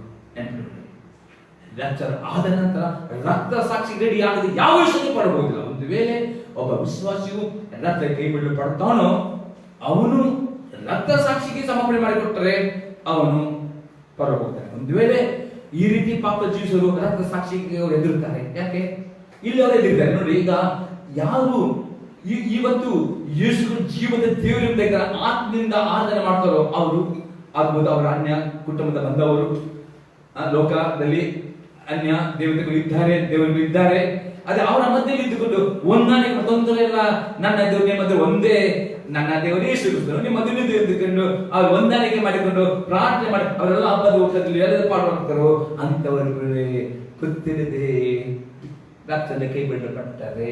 ಅವರು ರಕ್ತ ಸಾಕ್ಷಿ ಆಗಬಹುದು, ಅವರು ಆಗ್ಬೋದ ರಕ್ತ ಸಾಕ್ಷಿ ಆಗ್ಲಿಕ್ಕೆ ಈಗ ಏನ್ ಮಾಡ್ತಿರ್ತಾರೆ ಅವರು, ಈಗ ಅವರು ಸ್ಟೆಪ್ ತಗೊಳ್ತಾರಲ್ಲ, ಏನೇ ಆಗಲಿ ಅವ್ರ ಹತ್ತಾರೆ ನಾನು ಕ್ರಿಸ್ತನವನು, ಆಮೇಲೆ ನಾನು ಆ ಜಾತಿ ಈ ಜಾತಿ ಸೇರಿದವಲ್ಲ, ನಾನು ಯಾರು, ನಾನು ಕ್ರಿಸ್ತನವನು, ನಾನು ಯಾವ ಜಾತಿ ಸೇರಿದವಲ್ಲ, ನಾನು ಯೇಸು ಕ್ರಿಸ್ತ ಭಕ್ತನು, ಯೇಸು ಜೀವ ದೇವರು, ಅದಕ್ಕೋಸ್ಕರ ನಾನು ಇದರಲ್ಲಿ ಪಾಲ್ಗೊಳ್ಳಾಗಿ ಆಗುತ್ತಿದ್ದ ಅದನ್ನ ಪ್ರತ್ಯೇಕನಾಗುತ್ತಾನೆ. ಆಮೇಲೆ ಕೆಲವು ಹಿಂಸೆಗಳು ಬರಬಹುದು, ಕೆಲವು ದೂಷ ಸಹಿಸಿಕೊಳ್ಳುವುದು. ಅದು ಇಲ್ಲಿ ಯಾರು ಹೊಂದಾಣಿಕೆ ಮಾಡುತ್ತಾರೋ ಅವರು ಸೀಕ್ರೆಟ್ ಆಗಿ ಜಾರ ಸ್ತ್ರೀಯ ಅಥವಾ ಭ್ರಷ್ಟ ವಿಶ್ವಾಸಗಳಾಗ್ತಾರೆ, ಅವ್ರ ರೂಪದ ಕೈ ಬಿಡಲ್ಪಡ್ತಾರೆ, ಅವರು ಉಗ್ರವಾದ ದಂಡನೆಗೆ ಹೋಗ್ತಾರೆ. ಇಲ್ಲಿ ಹೇಳುತ್ತದೆ 18 ನಾವು ಅದರ ಬಗ್ಗೆ ನೋಡ್ತೀವಿ. ಆದರೆ ನೆನಪಿಟ್ಟುಕೊಳ್ಳುತ್ತೇವೆ, ಇವತ್ತು ದೇವರ ಮಕ್ಕಳಾದ ನಾವು ಬರೀ ಹೆಸರಿಗೆ ಮಾತ್ರ ಸ್ವಾಮಿ ಇರುವುದಿಲ್ಲ, ಆದಿತ್ಯರ ಮಾತ್ರ ನಾವು ಕ್ರಿಶ್ಚಿಯನಾಗುವುದಿಲ್ಲ. ಆದಿತ್ಯರ ನಮಗೆ ಸಭೆ ಬರಲೇಬೇಕು, ದೇವರ ಸಭೆಯಲ್ಲಿ ಮಾತನಾಡ್ತಾನೆ, ಸಭೆ ಇಂಪಾರ್ಟೆಂಟ್ ಆಗಿದೆ ರೂಪದಾಗ. ಅದೇ ನಾವು ಸಭೆಗೆ ಬಂದು ಏನು ವಾಕ್ಯ ಕೇಳುತ್ತೇವೆ, ಬರೀ ಕೇಳುವವರಲ್ಲ, ಕೇಳಿ ಏನ್ ಮಾಡ್ಬೇಕು, ನಾವು ಪುನಃ ಕೇಳಬೇಕು, ಪುನಃ ಕೇಳಬೇಕು, ಪುನಃ ಓದಿ ಅದು ಕೈಕೊಂಡು ನಡೆದು ಶುದ್ಧ ಹೃದಯದಿಂದ, ಶುದ್ಧ ಮನಸಾಕ್ಷಿಯಿಂದ ಪರಿಶುದ್ಧವಾದ ಮನೋಗತಿಯನ್ನು ಜೀವಿಸುತ್ತಾದ್ರೆ ರೂಪಾಂತರ ನೆರವೇರಿಸಲ್ಪಡುತ್ತೇವೆ. ಆಮೇಲೆ ಬೇರೆ ಈ ಲೋಕದಲ್ಲಿ ನಾವು ಭಯಪಟ್ಟು ಒಂದಾನೆಗೆ ಜೀವಿತ ನೋಡಿ ಎಚ್ಚರ ಮಾಡಿದ್ರು, ಅವರು ತಕ್ಷಣ ಬೋಧನೆ ಪಾಲ್ವಾಗಿದ್ರು. ಮತ್ತೆ ಇನ್ನೊಂದು ಅನ್ಯ ಅವರ ಊಟದಲ್ಲಿ ಅಪಸ್ಪನ ಹೇಳ್ತಾನೆ, ಅದ್ರಲ್ಲಿ ಏನಿಲ್ಲ ನೋಡಿ. ಈಗ ಅನ್ಯ ಜನರು ಅರ್ಪಿಸಿದ ಬಲಿಗಳಿಗೆ ಏನಿಲ್ಲ, ಹೌದು ಅವರಿಗೆ ಕೆಟ್ಟಿ ಊಟವೇ ಏನು ಅದಕ್ಕೆ ಸಾಕಿ ಕೊಟ್ಟಿಲ್ಲ, 100% ಕೊಟ್ಟಿಲ್ಲ, ಅವರು ಅಂಗಡಿ ತಂದು ಕೊಡ್ತಾರೆ, ಏನೋ ಇದಿಲ್ಲ, ಊಟ ಶುದ್ಧನೇ. ಆದರೆ ಅವರ ಉದ್ದೇಶ ಯಾವುದು, ಅವರು ಏನೋ ಅದಕ್ಕೆ ಹೆಸರಿಟ್ಟುಕೊಂಡು ಅಲ್ಲ ಏನೊಂದು ಪೂಜೆ ಮಾಡಿ ಕೊಡ್ತಾರೆ. ಅದೇ ನಮಗೆ ಗೊತ್ತಿದ್ದು ಅವರು ಪೂಜೆ ಮಾಡಿ ದೇವರು, ನಾವು ಅವ್ರ ದೇವರು ಡಿಫರೆಂಟ್ ಇರ್ತದೆ. ನಮ್ಮ ದೇವರು ಜೀವದ ದೇವರು ಆಗಿದ್ದಾರೆ. ಜೀವದ ದೇವರ ನಾವು ಈ ರಕ್ತ ಮತ್ತು ಬೋಧನೆ ಪಾಲ್ಗೊಳ್ಳಾದವರು ಅವರೊಟ್ಟಿಗೆ ಸೇರಿ ನಾವು ಪಾಲ್ಗೊಳ್ಳ ನಾವು ದೈವಗಳನ್ನೇ ಸಂಬಂಧ ಆಗ್ತೇವೆ, ದೈವಗಳನ್ನ ಆಧಾರ ಮಾಡಿದ್ರೆ ಆಗ ದೇವರ ಕೋಪ ಬರ್ತದೆ ಸೇರ್ಕೊಳ್ಳಾಗದೆ. ಇವತ್ತು ನೆನಪುಗಳೇ, ದೇವರ ಕೃಪೆ ಉಂಟು, ತೊಂದರೆ ಇಲ್ಲ, ಲೋಕದಲ್ಲಿ ಬದುಕಾಗುವುದರಿಂದ ಕೃಪೆ ಇರುತ್ತೆ, ಪಾಪ ಮಾಡುವ ನೆನಪುಗಳೇ ರಾಕ್ಷರ ಕೈ ಬಿಡಲಿಕ್ಕೆ ಗ್ಯಾರಂಟಿ ಆಗಿದೆ. ರಾಕ್ಷರಲ್ಲಿ ಉತ್ತರ ಪಡಬೇಕಾದ್ರೆ ಪರಿಪೂರ್ಣ ಶುದ್ಧವಾದ ಮರಳಿಗೆ ಸಭೆಯನ್ನು ಮಾತುಗಳು ಹೋಗ್ತೇವೆ. ಕಲ್ಮಸದಲ್ಲಿ ಮೇಲೆಗಾದ ಎಂದಿಗೂ ಅವ್ರ ರೂಪದಲ್ಲಿ ಹೋಗುವುದಿಲ್ಲ, ಅವ್ರ ಕೈ ಬಿಡ್ಪಡ ಇಂಥ ದಂಡನೆಗೆ, ಇಂಥ ಒಂದು ಜಾಸ್ತಿ ಸಭೆಗೆ ಅವರು ನಂಬಲಾಗುತ್ತಾರೆ ಗುಪ್ತವಾಗಿ. ಬೇರೆ ಬದುಕಲಾಗಲಿ ಅಂದ್ರೆ 3 ವರ್ಷ ಅವಸರ ತುಂಬಾ ದೊಡ್ಡ ಬೆಳೀತಾರೆ, ತುಂಬಾ ಆಯುಷ್ಯ ಉಂಟು, ಎಲ್ಲಾ ತರದ ಪಾಪಗಳುಂಟು. 3 ವರ್ಷ ಆದ ನಂತರ ಶಿಕ್ಷೆ ಅವರಿಗೆ ಏನು ಶಿಕ್ಷೆ ಬರ್ತದೆ, ತುಂಬಾ ದೊಡ್ಡ ಸಭೆ ಆಗಿದೆ, ತುಂಬಾ ಆತ್ಮಗಳು ಉಂಟಲ್ಲಿ, ತುಂಬಾ ಸಂಪದ ಉಂಟು, ಎಲ್ಲ ಪಾಪ ಮಾಡುವುದು, ದುಷ್ಟ ಆಡುವುದು, ಎಲ್ಲ ಮಾಡುವುದು. ಕೃಪೆ ಕೃಪೆ ಕೃಪೆ ಉಂಟು ಬದಾಗಿ ನೆನಪೆ. ಕೃಪೆ ನನಗೆ ಪಾಪ ಮಾಡ್ಲಿಕ್ಕೆ ಕೊಡಲಿಲ್ಲ, ಕೃಪೆ ಕೊಟ್ಟಿದೆ ಪರಿಸರ ಜೀವ ಮಾಡೋದಕ್ಕೆ. ಅದನ್ನ ಎಂದಿಗೂ ತಪ್ಪು ಅರ್ಥ ಮಾಡಿಕೊಳ್ಳಿ. ಇನ್ನೊಂದಿಗೆ ಅರ್ಥ ನೋಡೋದ್ರೆ ಗಲಾತ್ಯರಿಗೆ 5ನೇ ಅಧ್ಯಾಯ 19ರಿಂದ 21 ವಾಕ್ಯಗಳು. ಗಲಾತ್ಯ 5:19 to 21 ತನಕ. ಶರೀರ ಭಾವದ ಕರ್ಮಗಳು ಪ್ರಸಿದ್ಧವಾಗಿವೆ ಅವೇ, ಯಾವುದೆಂದರೆ ಜಾರತ್ವ, ಬಂಡುತನ, ನಾಚಿಕೆಗೆಡಿತನ, ವಿಗ್ರಹಾರಾಧನೆ, ಮಾಟ, ಹಗೆತನ, ಜಗಳ, ಹೊಟ್ಟೆಕಿಚ್ಚು, ಸಿಟ್ಟು, ಕಕ್ಷಭೇದ, ಭಿನ್ನಮತ, ಮತ್ಸರ, ಹುಡುಕತನ, ದುಂದೌತನ ಇಂಥವುಗಳೇ. ಇವುಗಳ ವಿಷಯದಲ್ಲಿ ಇಂಥ ಕಾರ್ಯಗಳನ್ನು ನಡೆಸುವವರು ದೇವರ ರಾಜ್ಯಕ್ಕೆ ಭಾಗ್ಯರಾಗುವುದಿಲ್ಲವೆಂದು ನಾನು ಹಿಂದೆ ಹೇಳಿದಂತೆ ಈಗಲೂ ನಿಮ್ಮನ್ನು ಎಚ್ಚರಿಸುತ್ತೇನೆ. ಗಲಾತ್ಯ ಸಭೆ ವಿಶ್ವಾಸಿಗಳು, ಯೇಸು ನಂಬಿಟ್ಟವರು, ನೀರಿನಲ್ಲಿ ಮುಳುಗಿಸಿಕೊಂಡರು, ಪವಿತ್ರಾತ್ಮ ತುಂಬಲ್ಪಟ್ಟವರಿಗೆ ಹೇಳುತ್ತಾನೆ. ಏನಂತಾನೆ, ಸತ್ಯ ಗೊತ್ತುಂಟು, ಪವಿತ್ರಪಟ್ಟಿದೆ. ಇನ್ನೂ ಸರಿಯಾದ ಸಭಾ ಪ್ರಕಾರ ನಡೆಯುತ್ತಾರೋ ಈ ಕರ್ಮಗಳು ತೋರಲ್ಪಡ್ತವೆ. ಈ ಕರ್ಮಗಳು ಯಾರು ತೋರಲ್ಪಡ್ತಾವೋ ಇದಕ್ಕೆ ಅಧಿಕಾರರು ಅವರು ರೂಪಾಂತರಕ್ಕೆ ಪಾಲ್ಗಾರರಾಗುವುದೇ ಇಲ್ಲ ಅಂದ್ರೆ ಖಡಾಖಂಡಿತವಾಗಿ ಎಚ್ಚರಿಕೆ ಕೊಡುತ್ತಾನೆ ಅಪೊಸ್ತಲ ಪೌಲನು. ಅಂತವ್ರು ಕೈ ಬಿಡಲ್ಪಡ್ತಾರೆ. ಅಂತವರು ಈ ಜಾಲ ಸಭೆಯ ನಂಬರ್ ಹಾಕಿಕೊಂಡು ಇರುತ್ತಾರೆ, ಆಯಾಮ ಇರ್ತಾರೆ. ಯಾಕೆ ಅವ್ರು ಇಲ್ಲಿ ಸಹ ಆಯಾಮ ಇದೆ, ಅಲ್ಲಿ ಆರಾಮ ಮತ್ತು ಬರೆದ ದೊಡ್ಡ ದಂಡನೆ ಯಾವ್ದಿಂತ ಅದು ಹೋದರೆ ಭಯಂಕರ ಇಡೀ ಲೋಕದ ನೋಡಿ ಭಯ ಪಡೆದ ಅಂತ ದಂಡನೆ ಆ ಪ್ರಶಸ್ತಿಗೆ ಬರ್ತಾ ಇದ್ದಾರೆ. ಅದಕ್ಕೋಸ್ಕರ ಎಚ್ಚರಿಕೆ ಇದ್ದರೆ ಇನ್ನು ತಮಾಷೆ ಮಾಡಬೇಡಿ. ನಾವು ಮನುಷ್ಯ ತಮಾಷೆ ಮಾಡಬಹುದು, ದೇವರ ಮುಂದೆ ತಮಾಷೆ ಮಾಡ್ಲಿಕ್ಕೆ ನನ್ನ ಮುಂದೆ ತಮಾಷೆ ಮಾಡಿ, ನಿಮ್ಮ ಮುಂದೆ ನಾನು ತಮಾಷೆ ಮಾಡಬಹುದು. ಅಲ್ಲ ಮನುಷ್ಯ ಏನು ಕಣ್ಣಿಗೆ ಏನು ಗೊಬ್ಬರ ಹಾಕಬಹುದು, ಏನು ಮನಸ್ಸು ಗುಡಿ ಹಾಕಿ ಕಣ್ಣು ಬಂದು ಮಾಡುವುದ? ದೇವರ ಕಣ್ಣಿಗೆ ಮನಸ್ಸು ಗುಡಿ ಹಾಕಿ ಬಂದ್ ಮಾಡಾಕದ? ಎಂದು ದೇವರ ಹತ್ರ ತಮಾಷೆ ಆಡಬೇಡಿದ್ದಾರೆ. ವಾಕ್ಯವೇ ನೆಟ್ಟುಕೊಂಡಿರಿ. ಆದರೆ ಇಂಥ ಸುಳ್ಳು ಬೋಧಕರಿಂದ ನೀವು ಕರೆಯುತ್ತಾರೆ, ಸುಳ್ಳು ಬೋಧಕರು ಸುಳ್ಳು ಪ್ರವಾದಿಗಳು ಸತ್ಯ ವಾಕ್ಯ ಬೋಧನೆ ಕೊಡುವುದಿಲ್ಲ. ನಾವು ಸತ್ಯ ವಾಕ್ಯಕ್ಕೆ ವಿಧೇಯರಾಗುವವರು ಮಾತ್ರ ರೂಪಾಂತರ ಆಗುತ್ತೇವೆ. ಇಲ್ಲಂದ್ರೆ ಭ್ರಷ್ಟರ ಸಭೆಗೆ ಮೆಂಬರ್ ಆಗಿರ್ತಾರೆ. ನೆನಪಿಡ್ರಿ, ಎಚ್ಚರಿಕೆ ಇರ್ತಾರೆ. ಇನ್ನೊಂದು ವಾಕ್ಯ ನೋಡೋಕೆ ನೋಡೋಕೆ 1 ತಿಮೋಥಿ ಪುಸ್ತಕ 1ನೇ ಅಧ್ಯಾಯ 19 ಮತ್ತು 20ನೇ ವಾಕ್ಯ. 1 ತಿಮೋಥಿ 1:19 and 20 ವರ್ಸ್.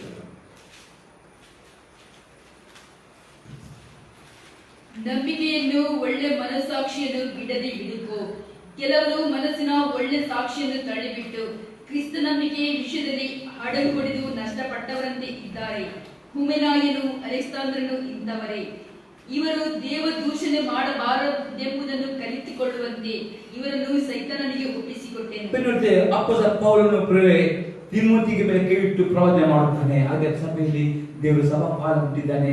ಸಭಾಪಾಲಕರಿಗೆ ಅನೇಕ ಸಭೆಯಲ್ಲಿ ನಾಯಕರನ್ನು ಅವರು ನೇಮಿಸಿಕೊಳ್ಳುತ್ತಾರೆ.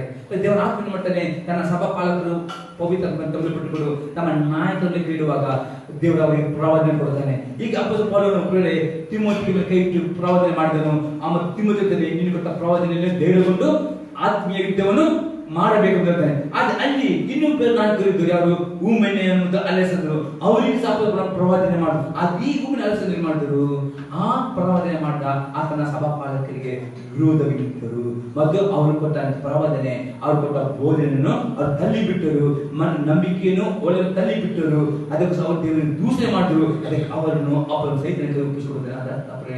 ಯಾವ ಸಭೆಯಲ್ಲಿ ಸಭಾಪಾಲಕರು ಒಬ್ಬರು ಇರ್ತಾರೆ, ದೇವರ ಸಭೆಯಲ್ಲಿ ಒಬ್ಬ ಪಾಲಕರು ಇರ್ತಾರೆ, ಅಥವಾ ಒಂದು ಸೀನಿಯರ್ ಪಾಸ್ಟರ್ ಬೇರೆ ಅವರು. ಅದೇ ಪ್ರತಿಯೊಂದು ಸಭೆಯಲ್ಲಿ ಸಭಾಪಾಲಕರು ಅನೇಕ ನಾಯಕರು ಅವರಿಗೆ ಸಹಾಯಕರಾಗಿ ಇಟ್ಟರು. ಈ ನಾಯಕರನ್ನು ದೇವರ ಆತ್ಮನು ಮಾಡ್ತಾನೆ, ತನ್ನ ಸಭಾಪಾಲಕರ ಮೇಲೆ ಅಭಿಷೇಕ ನಾಯಕರಿಗೆ ದೇವರು ಪ್ರವಾದನೆ ಮುಖಾಂತರ ಹಂಚಿಕೊಡುವನಾಗಿದ್ದಾನೆ. ಆಮೇಲೆ ಹೀಗೆ ದೇವರ ಆತ್ಮನು ಆ ನಾಯಕರು ಆ ಸಭೆಯಲ್ಲಿ ಕಡೆ ತನಕ ಆ ಸಭೆಯನ್ನು ಬಿಡದೆ ಆ ಸಭೆಗೆ ನಂಬಿಕಸ್ಥರಾಗಿಕೊಂಡು ಆ ಸಭಾ ಪಾಲಕರಿಗೆ ತಮ್ಮ ಆತ್ಮೀಯತೆಯನ್ನು ಗೌರವಿಸಿಕೊಂಡು ಅವರ ಬೋಧನೆಗೆ ವಿತರಿಸಿಕೊಂಡು ಆ ನಂಬಿಕೆಯನ್ನು ಮನ ಬಿಡಿದಿಟ್ಟುಕೊಳ್ಳುತ್ತಾರೆ. ಅವರು ರೂಪಾಂತರದಲ್ಲಿ ಪಾರಾಗ್ತಾರೆ. ಇಲ್ಲಿ ದೇವರು ರೂಪಾಯ ಮಾಡುತ್ತಾನೆ. ಅದು ಯಾವ ನಾಯಕನು ತನ್ನಗೆ ಹಸ್ತನಿಟ್ಟ ತನ್ನ ಸಭಾಪಾಲಕರ ವಿರುದ್ಧವಾಗಿ ತನ್ನ ಸಭೆಯನ್ನು ಬಿಟ್ಟು ಸಭಾಪಾಲಕರ ವಿರುದ್ಧವಾಗಿ ಮಾತಾಡಿಕೊಂಡು ನಂಬಿಕೆಗಳನ್ನು ಬಿಡುತ್ತಾನೋ ಅವನು ಸೈತಾನನಿಗೆ ಒಪ್ಪಿಸಿಕೊಡುತ್ತಾನೆ. ಅದೇ ಅವನು ಧರ್ಮ ಭ್ರಷ್ಟ ಸಭೆಯ ಒಂದು ಮೆಂಬರ್ ಆಗಲು ಗುಪ್ತವಾಗಿ ಅವನು ರೂಪದ ಕೈ ಬಿಡುತ್ತಾನೆ. ಹಾಗಾದರೆ ದೇವರು ಪ್ರವಾದನೆ ನಂಬಬೇಕು.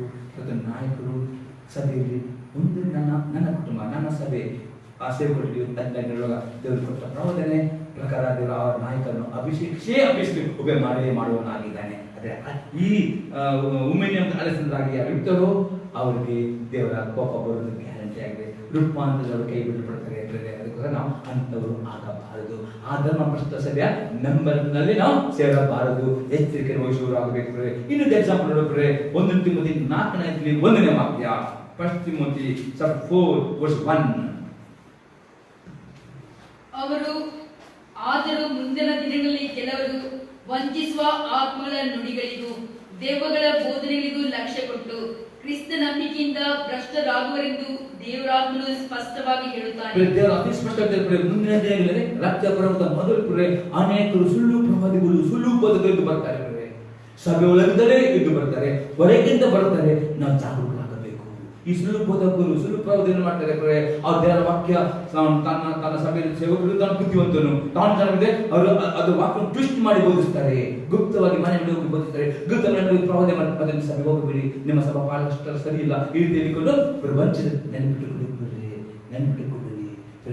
ಯಾರು ಪ್ರೇಯ ಸುಳ್ಳು ಬೋಧಕರನ್ನು ಸುಳ್ಳು ಪ್ರವಾದಿಗಳನ್ನು ಬಿಂಬಿಸಲು ಅವ್ರ ನಂಬಿಕೆಯಲ್ಲಿ ಭ್ರಷ್ಟ ಆಗ್ತಾರೆ. ಅವರ ಅನೇಕ ರೀತಿಯಲ್ಲಿ ಜೀವಂತ ದೇವರು ಕೊಡುವ ಮಾನ ಕೊಡದೆ ಅವ್ರು ಏನ್ ಮಾಡ್ತಾರೆ, ಅವಿಧೇಯರಾಗ್ತಾರೆ. ನೋಡಿ, ದೇವರ ಆತ್ಮನು ವಿಧೇಯದ ಆತ್ಮನ ಆಗಿದ್ದಾನೆ.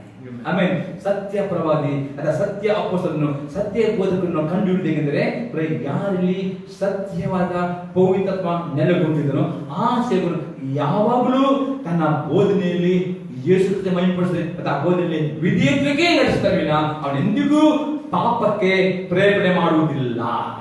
ಪಾಪನ ಖಂಡಿಸ್ತಾನೆ, ಪಾಪಕ್ಕೆ ಪಾಪ ಹೇಳ್ತಾನೆ. ಅದೇ ಯಾರಲ್ಲಿ ಸತ್ಯವಂತರ ನೆಲೆಗೊಳ್ಳುವುದಿಲ್ಲೋ ಅಂತವ್ರು ಏನ್ತಾರೆ, ಪಾಪದ ತೊಂದರೆ ಇಲ್ಲ, ಕೃಪೆ ಉಂಟು, ಯಾರು ಪರಿಪೂರ್ಣ ಈ ರೀತಿ ಅವರು ಏನ್ ಮಾಡ್ತಾರೆ, ಪಾಪದ ಜೀವಿಸಕ್ಕೆ ಪ್ರೇರಣೆ ಮಾಡ್ತಾರೆ, ಪರಿಶುದ್ಧರಾಗಲಿಕ್ಕೆ ಪ್ರೇರಣೆ ಮಾಡ. ಹಾಗಾದ್ರೆ ಅವರು ಯಾರು ಅವರ ಬೋಧನೆ ಅಗ್ಗಳಿದ್ರು, ಅವ್ರ ನಂಬಿಕೆಯಲ್ಲಿ ಭ್ರಷ್ಟರಾಗ್ತಾರೆ ಅಂತ ಸುಳ್ಳು ಪ್ರವಾದಿಗಳು ಸುಳ್ಳು ಬೋಧಕರಿಂದ ಎಚ್ಚರಗೊಳ್ಳುತ್ತಾರೋ, ಯಾರು ಅದಕ್ಕೆ ಕಿವಿಗೊಳ್ಳುವ ಅಂತವ್ರು ಮಾತ್ರ ರೂಪಾಂತರದಲ್ಲಿ ಪಡುತ್ತಾರೆ. ಉಳಿದವರೆಲ್ಲರೂ ಕೈ ಬಿಟ್ಟುಕೊಡ್ತಾರೆ, ಚಾರ ಸ್ತ್ರೀಯ ಅಥವಾ ಪ್ರಸ್ತುತ ಅಂಗವಾಗ್ತಾರೆ. ಎಚ್ಚರ ವಹಿಸಬೇಕು. ದೇವರ ಆತ್ಮನು ಪದೇ ಪದೇ ಹೇಳ್ತಾನೆ, ಕಡೆಯ ಸಭೆ ಒಳಗೆ ಅಥವಾ ಸಭೆ ಹೊರಗೆ ಕೆಲವು ವಿಶ್ವಾಸಿಗಳೇ ಸುಳ್ಳು ಬೋಧಕರು ಅವರು ಏನು ಅವ್ರ ಸಭೆಯಲ್ಲಿ ನಾಟಕ ತೋರಿಸ್ತಿಲ್ಲ, ಅವರಿಗೆ ಭಯ ಬರ್ತದೆ. ಸಭೆ ಬಿಟ್ಟ ನಂತರ ವಿಶ್ವದಲ್ಲಿ ಗುಂಪಾಗಿ ಮಾಡಿಕೊಂಡು ಸಭೆಯ ಪಾಠ ವಿರುದ್ಧವಾಗಿ ಮಾತಾಡ್ತಾರೆ, ಮನೆಯಲ್ಲಿ ಪ್ರವಾದನೆ ಮಾಡ್ತಾರೆ. ಈ ರೀತಿ ಅವರ ಕಾರ್ಯ ನೋಡಿಕೊಂಡು ಗುರುತಿಸಬೇಕು ಮತ್ತು ಅಂತವ್ರನ್ನ ಕಾಪಾಡಬೇಕು. ಅಂತವ್ರಿಗೆ ಸರ್ ಪ್ರಾರ್ಥನೆ ಮಾಡಿ ದೇವರಿಗೆ ಪಶ್ಚಾತ್ ಕೊಡೋದಕ್ಕೆ ಪಟ್ಟು ಮಾಡಿಸೋರು ದೇವರಲ್ಲಿ ಕೈ ಬಿಟ್ಟುಕೊಡ್ತಾರೆ. ಕಡೆಯ ದಿವಸಗಳು ಅಂದ್ರೆ ಅವ್ರು ನಿಮ್ಮ ನಂಬಿಕೆ ಭ್ರಷ್ಟ ಮಾಡುತ್ತಾರೆ. ನಾವು ನಂಬಿಕೆ ಭ್ರಷ್ಟರಾಗದೆ ಕಡೆಯ ತನಕ ಕ್ರಿಸ್ತನ ಸಭೆಯಲ್ಲಿ ಇರಬೇಕು. ಕ್ರಿಸ್ತನ ಸಭೆ ಯೇಸು ಕ್ರಿಸ್ತನ ಆರಿಸಿದ ಮೊದಲ ರೀತಿಯಾಗಿದೆ. ಈ ಸಭೆ ಇಲ್ಲಿ ಏನು ದೇವರು ಉದ್ದೇಶಿಸುತ್ತಾನೆ, ಪ್ರತಿ ಸಭೆಯನ್ನು ವಾಕ್ಯ ಎಂಬ ಬೋಧನೆಯಿಂದ ಶುದ್ಧೀಕರಿಸಿಕೊಂಡು ಶುದ್ಧದ ಮಧ್ಯೆ ನಿಲ್ಲಿಸಲಿಕ್ಕೆ ಬಯಸಿದ ದೇವರಾತ್ಮನು ರಾಪ್ತರ ಆಗೋದಕ್ಕೋಸ್ಕರವಾಗಿ. ಆದರೆ ಸುಳ್ಳು ಬೋಧಕ ಸುಳ್ಳು ತನ್ನ ಸಭೆ ವಿರುದ್ಧವಾಗಿ ಸಭಾಪಾಠ ವಿರುದ್ಧ ನಿಲ್ಲುತ್ತಾರೆ. ನೆನಪಿಬಿಡಿ, ಅಂತವರು ಸುಳ್ಳು ಬೋಧಕರು ಸುಳ್ಳು ಎಚ್ಚರ ವಹಿಸಿರಿ. ಅವರಿಗೆ ನಿಮ್ಮ ಮನೆಗೆ ಭೇಟಿ ಮಾಡಿ ಅವರ ಫೋನ್ ಸಹ ಬ್ಲಾಕ್ ಮಾಡಿ ಸ್ವಲ್ಪ 5 ನಿಮಿಷ ಅವ್ರು ಮಾತಾಡಿದ್ರೆ ನಿಮ್ಮ ಮನಸ್ಸು ಭ್ರಷ್ಟವಾಗಿದೆ. ಎಚ್ಚರ ವಹಿಸಿರಿ. ಅವೆಷ್ಟು ನಿಮ್ಮ ಒಳ್ಳೆಯ ಸೋದರ ಆಗ್ಬೋದು, ಅದು ಪ್ರಾರ್ಥನೆ ಮಾಡಿ ಅವರ ಸಾವಿರ ದೂರ ಯಾಕೆ ನಿಮ್ಮ ಆತ್ಮ ಭ್ರಷ್ಟವಾಗಬಾರದಾಗುತ್ತದೆ. ರಾಪ್ಚರ್ ಯಾವಾಗ ಬರ್ತದೋ ಗೊತ್ತಿಲ್ಲ, ದಿನ ರೂಪಾಂತರ ಆಗುವುದು. ಅದಕ್ಕೆ ಪ್ರತಿದಿನ ನಿಮ್ಮ ಆತ್ಮಗೆ ಎಚ್ಚರಿಕೆ ವಹಿಸಿದ ಹೇಳುವನಾಗಿದ್ದಾನೆ. ಇಂದು ವಾಕ್ಯ ನೋಡೋಕೆ 7ನೇ ತಿಮೋಥಿ ಪುಸ್ತಕ 3ನೇ ಅಧ್ಯಾಯದಲ್ಲಿ 1 ರಿಂದ 9 ವಾಕ್ಯಗಳು. 2 ತಿಮೋಥಿ 3:1-9. ಆದರೆ ಕಡೆ ದಿವಸಗಳಲ್ಲಿ ಕಠಿಣ ಕಾಲಗಳು ಬರುವುದೆಂಬುದನ್ನು ತಿಳುಕೋ. ಮನುಷ್ಯರು ಸ್ವಾರ್ಥ ಚಿಂತಕರು, ಅನಲಾಸಿಯವರು, ಬಡಾಯಿ ಕೊಚ್ಚುವವರು, ಅಹಂಕಾರಿಗಳು, ದೂಷಕರು, ತಂದೆ ತಾಯಿಗಳಿಗೆ ಅವಿಧೇಯರು, ಉಪಕಾರ ನೆನೆಸದವರು, ದೇವಭಯವಿಲ್ಲದವರು, ಮಮತೆ ಇಲ್ಲದವರು, ಸಮಾಧಾನವಾಗದವರು, ಚಾಡಿ ಹೇಳುವವರು, ದಮೆ ಇಲ್ಲದವರು, ಉಗ್ರತೆ ಉಳ್ಳವರು, ಒಳ್ಳೆಯದನ್ನು ಪ್ರೀತಿಸದವರು, ದ್ರೋಹಿಗಳು, ದುಡುಕಿನವರು, ಉಬ್ಬಿಕೊಂಡವರು, ದೇವರನ್ನು ಪ್ರೀತಿಸದೆ ಭೋಗಗಳನ್ನೇ ಪ್ರೀತಿಸುವವರು, ಭಕ್ತಿಯ ವೇಷವಿದ್ದು ಅದರ ಬಲವನ್ನು ಬೇಡವೆನ್ನುವರು ಆಗಿರುವರು. ನೋಡಿದ್ರೆ ಇವರು ಕಲಿ ಭಕ್ತಿಯ ವೇಷ ಮಾತಾಡ್ತಾರೆ, ಅದರ ಫಲ ವಿಧೇಯರಾಗುವುದಿಲ್ಲ. ಭ್ರಷ್ಟರಾದ ಸಭೆಯ ಮಕ್ಕಳು ಇವಾಗಲೇ ಕಂಡುಹಿಡಿಯಬಹುದು. ಏಕೆ ಭಕ್ತಿಯ ವೇಷ ಆಗ್ತಾರೆ, ವಿಧೇಯರಾಗದವರು ಅವ್ರು ಸೀಕ್ರೆಟ್ ಆಗಿ ಭ್ರಷ್ಟ ಸಭೆ ಅಂಗವಾಗದೆ ಈಗಲೇ ಗುರುತಿಸಿಕೊಳ್ಳಬಹುದು. ನೀವು ಅಂತವರು ದೂರವಾಗಬೇಕು ಎಂದು ಅಪೋಸ್ತಲರು ಹೇಳ್ತಾರೆ. ನಂತರದಲ್ಲಿ ಇಂಥವರ ಸಾಹಸವನ್ನು ಮಾಡಬೇಕು. ಈಗಲಿದ್ದರೆ ಇಂಥವರು ದೇವರಿಗೆ ಹೇಳಬೇಕು, ನಾವು ಎಷ್ಟು ಸ್ವೀಕಾರ ಮಾಡಿದವರು ನಮ್ಮಲ್ಲಿ ಪವಿತ್ರ ಇದ್ದರೆ ಪವಿತ್ರ ಫಲವು ನಮ್ಮಲ್ಲಿ ದಿನೇ ದಿನೇ ತೋರಿ ಬರಬೇಕು. ಆಮೇಲೆ ದಿನೇ ದಿನೇ ನಮ್ಮಲ್ಲಿ ಆ ಫಲಗಳು ಯಾವುದು ಫಲ? ಪ್ರೀತಿ, ಸಂತೋಷ, ಸಮಾಧಾನ, ದೀರ್ಘಶಾಂತಿ, ದಯೆ, ಉಪಕಾರ, ನಂಬಿಕೆ, ಸಾಧನೆ, ಈ ಫಲವನ್ನು ದಿನೇ ದಿನೇ ವೃದ್ಧಿ ಆಗ್ತಾ ಬರಬೇಕು. ಅದೇ ಭ್ರಷ್ಟರಾದವರಲ್ಲಿ ಏನು ತೋರಿ ಬರ್ತದೆ? ಅವರು ಭಕ್ತಿಯ ಬೇಸಾಗ್ತಾರೆ, ಒಳ್ಳೆ ಭಕ್ತಿವಂತರು, ತುಂಬಾ ಪ್ರಾರ್ಥನೆ ಮಾಡಬಹುದು, ಗೊತ್ತಾಗಲ್ಲ. ಆದ್ರೆ ಅವರ ಫಲ ನೋಡಬೇಕು. ಅವ್ರು ಈ ಫಲಗಳು ಅವರಿಗೆ ಇನ್ನೂ ಇರುವುದಾದ್ರೆ, ಆ ಫಲಗಳು ಅವ್ರು ಬಿಟ್ಟು ಹೋಗಿದರೆ ಅವರ 100% ಸೀಕ್ರೆಟ್ ಆಗಿ ಭ್ರಷ್ಟ ಸಭೆಯ ಸದಸ್ಯರಲ್ಲಿ ಅವರೊಬ್ಬರಾಗಿದ್ದಾರೆ ಅಂತ ತಿಳ್ಕೊಳ್ಳಿ. ಅಂತವರ ಸಹವಾಸದಿಂದ ಮಾಡಬೇಕು. ಮಾಡಿದರೆ ಅಂತಂದ್ರೆ ಕೃಪೆ ಉಂಟಪ್ಪ, ನೀನು ಯೇಸು ನಂಬಿದಲ್ಲ, ತುಂಬಾ ಪ್ರಾರ್ಥನೆ ಮಾಡ್ತಾರೆ, ತುಂಬಾ ಪ್ರಾರ್ಥನೆ ಮಾಡಬಹುದು. ಅವರು ನೆನ್ಕೊಡ್ಲಿ, ತುಂಬಾ ಭಕ್ತಿ ಮಾಡ್ತಾರೆ. ಸೈತ ತುಂಬಾ ಪ್ರಾರ್ಥನೆ ಮಾಡಿ ಮೋಸ ಮಾಡ್ತಾನೆ. ನಾನು ಅನುಭವದಲ್ಲಿ ನಾನು ನೋಡ್ತೇನೆ. ತುಂಬಾ ಹೊತ್ತು ಟಂಗ್ಸ್ ಪ್ರಾರ್ಥನೆ ಮಾಡಿ ಸೈತ ಭಕ್ತಿ ಆಗುದಿಲ್ಲ. ಎಷ್ಟು ಒಳ್ಳೆ ಟಂಗ್ಸ್ ಪ್ರೇಯರ್ ಮಾಡ್ತಾನೆ. ತುಂಬಾ ಭಕ್ತಿ ಒಂದು, ಆದರೆ ಫಲಗಳಿಂದ ಗುರುತಿಸಿಕೊಂಡು ನೀವು ಇವರು ಯಾವ ಸಭೆಯವರು? ಭ್ರಷ್ಟರಾದ ಸಭೆಯ ಸೀಕ್ರೆಟ್ ಆಗಿದ್ದಾರೆ. ಪ್ರತ್ಯೇಕ ಸಭೆಗೆ ಖರ್ಚಾದ ನಂತರ ಅದಕ್ಕೆ ಅಂತ ಸಮಾಸದಿಂದ ನಮ್ಮನ್ನು ಕಾಪಾಡಿಕೊಂಡು ವಾಕ್ಯ ವಿಧೇಯರಾಗುವುದನ್ನು ಒಂದಾಗಬೇಕು. ಆಮೆನ್. ಅನಂತರ ಓದಿಕೊಳ್ಳಿ. ಮನೆಗಳಲ್ಲಿ ನುಸುಳಿ ಪಾಪಗಳಿಂದ ತುಂಬಿದವರು, ನಾನಾ ವಿಧವಾದ ಇಚ್ಛೆಗಳಿಂದ ಪ್ರೇರಿತರು ಆಗಿರುವ ಅವಿವೇಕಿಗಳಾದ ಸ್ತ್ರೀಯರನ್ನು ವಶ ಮಾಡಿಕೊಳ್ಳುವರು ಇವರೊಳಗೆ ಸೇರಿದವರು. ಇವರು ಮಾಡ್ತಾರೆ, ಇವರು ಸಭೆಯಲ್ಲಿ ಕೆಲಸ ಮಾಡಿಕೊಳ್ಳಬೇಕು. ಸಭೆಯಲ್ಲಿ ದೇವರ ಸೇವಕರು ಬಿಡುತ್ತಾರೆ, ತೊಲಪಡಿ ದೇವರ ಸೇವಕರು ಸಭಾಪಾಲಕರಿಗೆ ಚಾನ್ಸ್ ಕೊಡುವುದಿಲ್ಲ. ನೆನಪಿಕೊಳ್ಳಿ, 10 ವರ್ಷ ವಿಶ್ವಾಸ, 20 ವರ್ಷ ವಿಶ್ವಾಸ, 30 ವರ್ಷದ ಪ್ರವಚನ ಬಂದಿರಬಹುದು.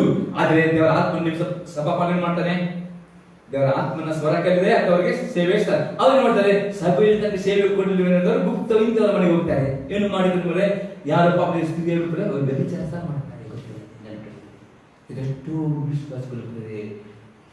ಮನೆ ಮನೆ ಹೋಗಿ ಗಂಡನಿಲ್ಲದ ಸ್ತ್ರೀಯೊಟ್ಟಿಗೆ ವ್ಯಭಿಚಾರ ಮಾಡುವುದು ಎಷ್ಟೋ ಮಂದಿ ವಿಶ್ವಾಸ ಮಾಡ್ತಾರೆ. ಹೇಳಿದರೆ ನಾಚಿಕಾಗುವುದು. ಅವರು ಡ್ರಾಕ್ಸ್ನಲ್ಲಿ ಕೈಗೊಂಡು ಬರುತ್ತಾರೆ. ಮನೆಗೆ ಹೋಗಿ ಅದೇ ಬೋಧನೆ ಮಾಡ್ತಾರೆ. ಕೆಲವೊಂದು ಸಭೆಗೆ ಹೋಗಬೇಡ, ಯಾವ ಸಭೆ ಸರಿ ಇಲ್ಲ, ನಾನು ಬಂದು ಪ್ರೇರಣೆ ಮಾಡಿ ಎಷ್ಟೋ ಪ್ರಿಯಾಸಗಳಿರುತ್ತೆ. ಸಭೆ ವಿಶ್ವಾಸಗಳನ್ನು ಮಾಡಲಿಕ್ಕೆ ಕೂರಿಸ್ತಾರೆ. ಯಾವ ಸಭೆ ಸರಿ ಇಲ್ಲ, ಪಾಠದಲ್ಲಿ ಬಂದಾಗ ಮತ್ತೆ ಇವರು ಹೋಗಿ ಮೇಲೆ ಅವರಿಗೆ ಮನೆಗೆ ಹೋಗಿ ಹಾಕಿದ್ರೆ ಅವರಿಂದ ಕೆಲವು ಪಾಪದಲ್ಲಿ ಬೀಳ್ತಾರೆ. ಇವು ಕಂಟ ಹುಟ್ಟಿದ್ದಾರೆ. ಅದಕ್ಕೆ ಎಚ್ಚರಿಕೆ. ಇಂಥವರು ಭ್ರಷ್ಟ ಸಭೆಯವರು ಸದಸ್ಯರಾಗದೆ ಗುಪ್ತವಾಗಿ ರಕ್ತರ ಆಗುದಿಲ್ಲ. ನಿಮ್ಗೆ ರಕ್ತ ಬೇಕಾ? ಇದರಿಂದ ನಾವು ಮೋಸ ಹೋಗದಾಗೆ ಜಾಗೃತರಾಗಿದ್ದಾನೆ ಹೇಳುವಾಗಿದ್ದಾನೆ. ಅನಂತರದಲ್ಲಿ ಆ ಸ್ತ್ರೀಯರು ಯಾವಾಗಲೂ ಉಪದೇಶ ಕೇಳುತ್ತಿದ್ದರು, ಸತ್ಯದ ಪರಿಜ್ಞಾನವನ್ನು ಹೊಂದಲಾರರು. ಇವರು ಸಭೆಯಲ್ಲಿ ಉಪದೇಶ ಕೇಳುತ್ತಾರೆ, ಅದಕ್ಕೆ ವಿಧೇಯರಾಗುವುದಿಲ್ಲ. ಅವರು ಪಾಪ ಬೆಳಿಗ್ಗೆ ಬೇಡ. ಇಂಥವ್ರು ಬಂದ ಮೋಸ ಮಾಡ್ತಾರೆ. ತಂತ್ರಲ್ಲ ಕೃಪೆ ಉಂಟು, ಪಾಪ ಮಾಡಿ ಇಲ್ಲಿ ಸಭೆ ಪಾಪ ಕಂಡಿದ್ದೆ, ಮನೆಯಲ್ಲಿ ಕೂತ್ಕೊಂಡ್ರೆ ಇವರು ಏನ್ ಮಾಡ್ತಾರೆ, ಪಾಪ ಮಾಡಿದ್ರು ತೊಂದರೆ ಇಲ್ಲ ಅನ್ನೋದಾಗಿ ಪ್ರಾರ್ಥನೆ ಮಾಡ್ತಾರೆ, ಇದು ಮಾಡ್ತಾರೆ. ಇವರು ಪಾಪದಲ್ಲಿ ನೆನಪಿಗೆ ಎಷ್ಟು ವಿಶ್ವಾಗಿದೆ. ಸಭೆಗೆ ಬರ್ತಾರೆ, ಸಭೆಯಲ್ಲಿ ಪವಿತ್ರ ನೋಡ್ತಾನೆ, ಪಾಪವನ್ನು ಖಂಡಿಸುತ್ತಾನೆ. ಸುಳ್ಳು ಪ್ರವಾದಿ ಪಾಪ ಖಂಡಿಸ್ತಾನ? ಸುಳ್ಳು ಪ್ರವಾದಿ ಪ್ರವಾದನೆ ಮಾಡ್ತಾನೆ, ಮೋಸ ಮಾಡಿ ಹೇಳ್ತಾನೆ, ಯಾವ ಪಾಪ ಮಾಡಿದ್ರು ಆಶೀರ್ವಾದ ಮಾಡ್ತಾನೆ ಹೇಳ್ತಾನೆ. ಸುಳ್ಳು ಪ್ರವಾದಿ ಸುಳ್ಳು ಬದುಕನು, ಸತ್ಯ ಪ್ರವಾದಿ ಸತ್ಯ ಬದುಕನು ಎಂದಿಗೂ ಪಾಪಕ್ಕೆ ಪ್ರೇರಣೆ ಮಾಡುವುದೇ ಇಲ್ಲ. ಆಮೆನ್. ಅವನ ಹೆಸರು ಹೇಳದಿದ್ದರೂ ಸಹ ವಾಕ್ಯದ ಖಂಡಿಸುತ್ತಾನೆ. ಸತ್ಯ ಪ್ರವಾದಿ ಸತ್ಯ ಬದುಕನು ಅಲ್ಲಿ ತಿದ್ದುಕೊಂಡಿದ್ರೆ ಸತ್ಯದ ಆತ್ಮನ ಸುಳ್ಳು ಆತ್ಮನ ಬಳಸಿ ಮಾಡಿಕೊಂಡು ಸತ್ಯದ ಆತ್ಮ ವಿಧೇಯರಾಗಲಿ. ಸುಳ್ಳು ಆತ್ಮಕ್ಕೆ ಸ್ವಲ್ಪ ಅವಕಾಶ ಕೊಡಬೇಡ್ರಿ. ಸ್ವಲ್ಪ ಪಾಪ ಬಂದರೂ ಸಾಕು. ಪರಮಗೀತೆ 2:15 ವಾಕ್ಯ ಓದಿಬೇಡ. ಪರಮಗೀತ 2:15 ವಾಕ್ಯ. ತೋಟನ ಹಾಳು ಮಾಡೋ ಸಣ್ಣ ಸಣ್ಣ ನರಿ ಮೇಲೆ ಸಣ್ಣ ಸಣ್ಣ ಪಾಪಗಳು ಏನ್ ಮಾಡ್ತವೆ, ನಿಮ್ಮ ಆತ್ಮತನ ಹಾಳು ಮಾಡ್ತವೆ. ಸೊಲೊಮೋನನು ಎಚ್ಚರಿಕೆ ಕೊಡುತ್ತಾನೆ ಅನ್ನೋದು ಮುಂದೆ 8ನೇ ವಾಕ್ಯ ಓದಿದ್ರೆ. ಎನ್ನ ಎಂಬ್ರ ಎಂಬವರು ಮೋಶೆಯನ್ನು ವಿರೋಧಿಸಿದಂತೆಯೇ ಆ ಮನುಷ್ಯರು ಸಹ ಸತ್ಯವನ್ನು ವಿರೋಧಿಸುತ್ತಾರೆ. ಇವರು ಕರ್ತನ ಸಭೆಯಲ್ಲಿ ದೇವರ ಸೇವಕರಿಗೆ ವಿರೋಧಿಸುತ್ತಾರೆ.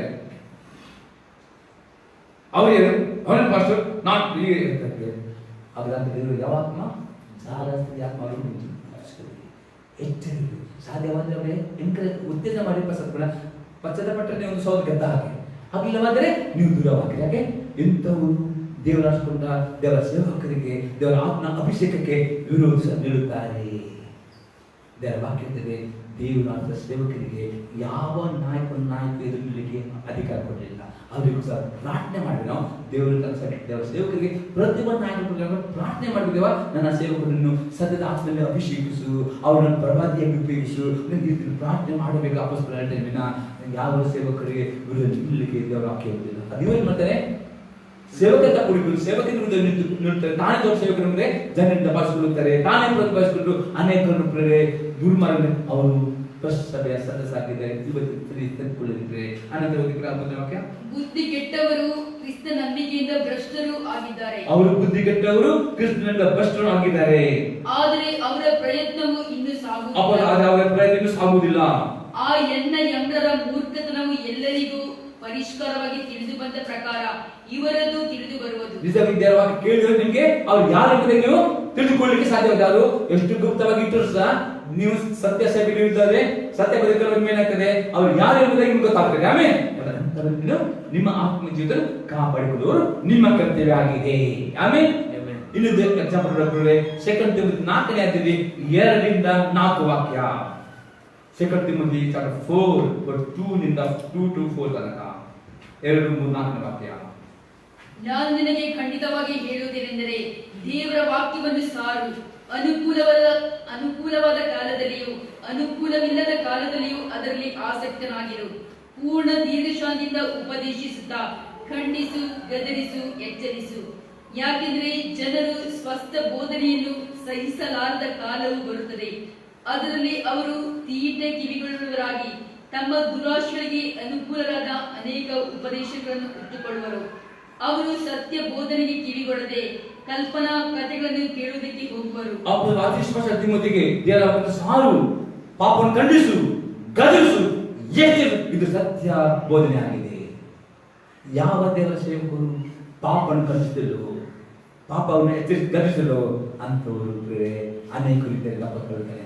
ಈ ಜಾರ ಸಭೆಯ ಮೆಂಬರ್ ಏನ್ ಮಾಡ್ತಾರೆ? ಮೆಂಬರ್ ಆದವರು ಇವಾಗ ಮೆಂಬರ್ಸ್ ಮಾಡಿದ್ದಾರೆ, ನೆನಪಿಡಿ, ರೂಪಾಂತರ ಆಗ್ಲಿಲ್ಲ. ಈಗಲೂ ಅವರು ಸಿಕ್ಕಡೆ ಯಾರ ಸಭೆ ಮೆಂಬರ್ ಆಗ್ತಾರೆ? ಅವರು ಎಂತ ಮಾಡ್ತಾರೆ? ಅವ್ರು ಇವರ ಬೋಧನೆ ಬೇಡ, ಇಂಥ ಸ್ವಸ್ಥ ಬೋಧನೆ ಬೇಡ, ಅವ್ರು ಮಾಡ್ತಾರೆ ಅನೇಕ ದುರ್ಬೋಧಕರು ಇದ್ದಾರೆ. ಪಾಪ ಕಂಡಿರು, ಕೃಪೆ ಕೃಪೆ ಉಂಟು, ಏನೋ ಮಾಡುತ್ತಂದ್ರೆ ವ್ಯಭಿಚಾರ ಮಾಡುತ್ತಂದ್ರಲ್ಲ, ಒಂದು ಎಂಟು ಎರಡು ಎಂಟು ಮಾಡುತ್ತದೆ ತೊಂದ್ರಿಲ್ಲ, ಈಗೆಲ್ಲ ಎನ್ಕರೇಜ್ ಮಾಡುವ ಸೇರಿ ಆ ಬೋಧನೆ ಕೇಳಿಕೊಂಡು ಈ ಬೋಧನೆ ತಳ್ಳಿ ಬಿಡುವವರು ಪ್ರೇರೆ ಅಂತವರಿಂದ ನಿಜ ಆಗ್ತದೆ. ಸಭೆ ಕೊಡಪಟ್ಟ ಬೋಧನೆ ಶುದ್ಧವಾದ ಹಾವಿಗೆ ಹೋಲಿಕೆ ಆಗಿದೆ. ಆಮೇಲೆ ನಿಮ್ಮ ಸಭಾಪಾಲಕರು ದೇವರಿಂದ ಆತ್ಮ ತಂದೆಯಾಗಿ ಕೊಟ್ಟಿರುವಾಗ ಆ ತಂದೆಯ ವಾಕ್ಯಗಳನ್ನು ಕೇಳುವವರು ಚೆನ್ನಾಗಿ ಅರ್ಥ ಮಾಡಿಕೊಂಡು ಅದಕ್ಕೆ ಬಿದ್ದರಾಗಿದ್ದಾರೆ. ಇಂಥವರನ್ನು ಯಾರು ಗುರುತಿಕೊಂಡು ನೀವು ಆತ್ಮ ಜೊತೆ ಬೆಳೆಯುತ್ತಾರೆ. ಯಾವ ತನ್ನ ಸಭೆಯ ಪಾಲಕರನ್ನ ಆತ್ಮ ತಂದೆ ಎಂದು ಸ್ವೀಕಾರ ಮಾಡಿದರೋ ಆ ತಂದೆಯ ಮಾತನ್ನು ಅವರು ಅಭಿದಾಗ್ತಾರೋ, ಈ ರೀತಿ ಎಲ್ಲ ಬೋಧನೆ ಇಟ್ಕೊಂಡಿದ್ರು, ಅವ್ರು ಏನಂತಾರೆ? ಆತ್ಮದ ಬೆಳೆಯುವುದಿಲ್ಲ, ಅವರು ಪರಿಶುದ್ಧ ಬೆಳೆ, ಅವರು ಗುಪ್ತವಾಗಿ ಈ ರೂಪದಲ್ಲಿ ಕೈ ಬಿಡಲ್ಪಡ್ತಾರೆ. ಅದೇ ಪ್ರತಿಮದೆ ನೀನೇನ್ ಮಾಡ್ಬೇಕು? ಅನುಕೂಲ ಕಾಲದಲ್ಲಿಯೂ ಅನಾನುಕೂಲ ಕಾಲದಲ್ಲಿಯೂ ದೇವರ ವಾಕ್ಯನು ಖಂಡಿಸು, ಗದರಿಸು, ಹೆಚ್ಚು. ಅನೇಕರಿಗೆ ಇದು ಬೇಡ, ಅನೇಕರಿಗೆ ನೈಸ್ ಮೇಷ ತೊಂದರೆ ಇಲ್ಲ, ಒಬ್ಬರು ವ್ಯಾಪಿಸರ ಮಾಡಿ ಕೂತ್ಕೊಂಡು ತೊಂದರೆ ಇಲ್ಲ, ಕೃಪೆ ಉಂಟು ಅಂತ ಬೋಧನೆ ಕಿವಿಗೊಡಬೇಡಿ. ಪಾಪ ದೇವರ ಪ್ರಾರ್ಥನೆ ಮಾಡಿ, ದೇವರೇ ಸಭೆಗೆ ಬಂದ ದೇವರೇ ನನ್ನ ಸೇವಕರನ್ನು ಪರವಾದಿಗೆ ಅಭಿಷೇಕಿಸು, ನನ್ನ ಸೇವಕನು ಬೋಧನೆ ದೇವರ ಆತ್ಮನೆ, ನಾನು ಸಭೆಗೆ ಹೋಗುವ ನಾನು ಏನೋ ಪಾಪ ಇದೆ ನಿನ್ನ ಸೇವಕರ ಖಂಡಿಸಿ ಈ ರೀತಿ ಪ್ರಾರ್ಥನೆ, ಅದು ನಿಮಗೆ ರೂಪದ ಆಗಲಿಕ್ಕೆ ಇರುವಂತ ಪ್ರೇರಣೆ ಮಾಡ್ತೇನೆ. ನಾನು ಪ್ರೇರಣೆ ಮಾಡ್ತೇನೆ. ಆಮೇಲೆ ನಾನು ಪ್ರೇರಣೆ ಮಾಡ್ತೇನೆ. ದೇವ ನಾನು ಇವತ್ತು ಈಗ ನಾನು ಮೊದಲು ನಾನು ಸಭೆಗೆ ಇರುವಾಗ ನಾನು ಪ್ರೇರಣೆ, ದೇವ ನನ್ನ ಸಭಾಪಾಲಕರನ್ನು ಅಭಿಷೇಕಿಸು, ಅವರು ಬೋಧನೆ ನಾನು ಯಾವ ಗೊತ್ತಿಲ್ಲ ಹಾಗೆ ನಾವು ಪ್ರಾರ್ಥನೆ ಸಭಾಪಾಲ ದೇವ ನನ್ನ ಸಭಾಪಾಲ ಅಭಿಷೇಕಿಸು, ಅವರ ಒಂದು ವಾಕ್ಯತೆ ಏನಾದರೂ ಗೊತ್ತ ನನಗೆ ಖಂಡನೆ ಆಗಬೇಕು, ನನ್ನ ಪಾಪ ಯಾವತ್ತು ಉಳಿದುಕೊಳ್ಳಬಾರದು. ನಾನು ಆರ್ತಿ ಪ್ರಾರ್ಥನೆ ಮಾಡಿ ದೇವರ ಆತ್ಮನಿಂದ ಬಂದ ಸಂದೇಶ ಪಾಪನ ಖಂಡಿಸ್ತದೆ, ಗದರಿಸ್ತದೆ. ಅದು ಬಿಟ್ಟು ಹೋಗಬೇಡ್ರಿ, ಅದು ಇನ್ನೂ ಕೇಳಿರಿ. ಯಾಕೆ? ದೇವರಿಗೆ ಬೇಕು ನೀವು ರೂಪಾಂತರ ಆಗಬೇಕು. ರೂಪಾಂತರ ಆಗುವ ಪವಿತ್ರತಿದ್ದರೆ ರೂಪಾಂತರ ಆಗಬೇಕು. ಇಂಥ ರೂಪಾಂತರ ಕೈ ಬಿಡಲ್ಪಟ್ಟ ಗ್ಯಾರಂಟಿ ಇಲ್ಲಿ ಅತಿ ಸ್ಪಷ್ಟವಾಗಿದೆ. ಅದಕ್ಕೆ ಮಾಚಾರ ಸ್ತ್ರೀ ಎಂಬುದಾಗಿ ಯೋಗನೆ ಹೇಳ್ತದ್ದು ಭ್ರಷ್ಟದ ಸಭೆಗೆ ಹೋಲಿಕೆ ಮಾಡಲಿಕ್ಕೆ. ಇನ್ನು ತೆಗೆಸಪಟ್ಟರೆ ಈ ಬರೆಯುವ ಪತ್ರಿಕೆ 3ನೇ ಅಧ್ಯಾಯದಲ್ಲಿ 7ರಿಂದ 15 ವಾಕ್ಯ. ಇವತ್ತಿಗೆ ಒಂದೇ ಪಾಯಿಂಟ್ ಕಂಪ್ಲೀಟ್ ಮಾಡ್ತಿದ್ರೆ ಮಾಡಿ ಟೈಮ್ ಇಲ್ಲ, ಕಂಪ್ಲೀಟ್ ಮಾಡ್ತಾರೆ. Hebrews 3:7-15. ಆದ್ದರಿಂದ ಪವಿತ್ರಾತ್ಮನೆ ಹೇಳುವ ಪ್ರಕಾರ ನೀವು ಇವತ್ತು ದೇವರ ಶಬ್ದಕ್ಕೆ ಕಿವಿಗೊಟ್ಟರೆ, ನಿಮ್ಮ ಹಿರಿಯರು ದೇವರ ಕೋಪವನ್ನು ಎಬ್ಬಿಸಿದ ಸ್ಥಳದಲ್ಲಿ ಅರಣ್ಯದೊಳಗೆ ದೇವರನ್ನು ಪರೀಕ್ಷಿಸಿದ ದಿನದಲ್ಲಿ ಮಾಡಿದಂತೆ ನಿಮ್ಮ ಹೃದಯವನ್ನು ಕಠಿಣ ಮಾಡಿಕೊಳ್ಳಬೇಡಿರಿ. ಅವರು ಅರಣ್ಯದಲ್ಲಿ ನನ್ನನ್ನು ಪರೀಕ್ಷಿಸಿ ಶೋಧಿಸಿ 40 ವರ್ಷ ನಾನು ನಡೆಸುತ್ತಿದ್ದ ಕೃತ್ಯಗಳನ್ನು ನೋಡಿದರು. ಆದ್ದರಿಂದ ನಾನು ಆ ಸಂತತಿಯವರ ಮೇಲೆ ಬಹಳವಾಗಿ ಕೋಪಿಸಿಕೊಂಡು ಅವರು ಯಾವಾಗಲೂ ಹೃದಯದಲ್ಲಿ ತಪ್ಪಿ ಹೋಗುವರು ಎಂದು ಹೇಳಿದೆನು. ಆದರೆ ಅವರು ನನ್ನ ಮಾರ್ಗವನ್ನು ತಿಳಿದುಕೊಳ್ಳಲಿಲ್ಲ. ಹೀಗಿರಲು ಇವರು ನನ್ನ ವಿಶ್ರಾಂತಿಯಲ್ಲಿ ಸೇರುವುದೇ ಇಲ್ಲವೆಂದು ಕೋಪಗೊಂಡು ಪ್ರಮಾಣ ಮಾಡಿದೆನು.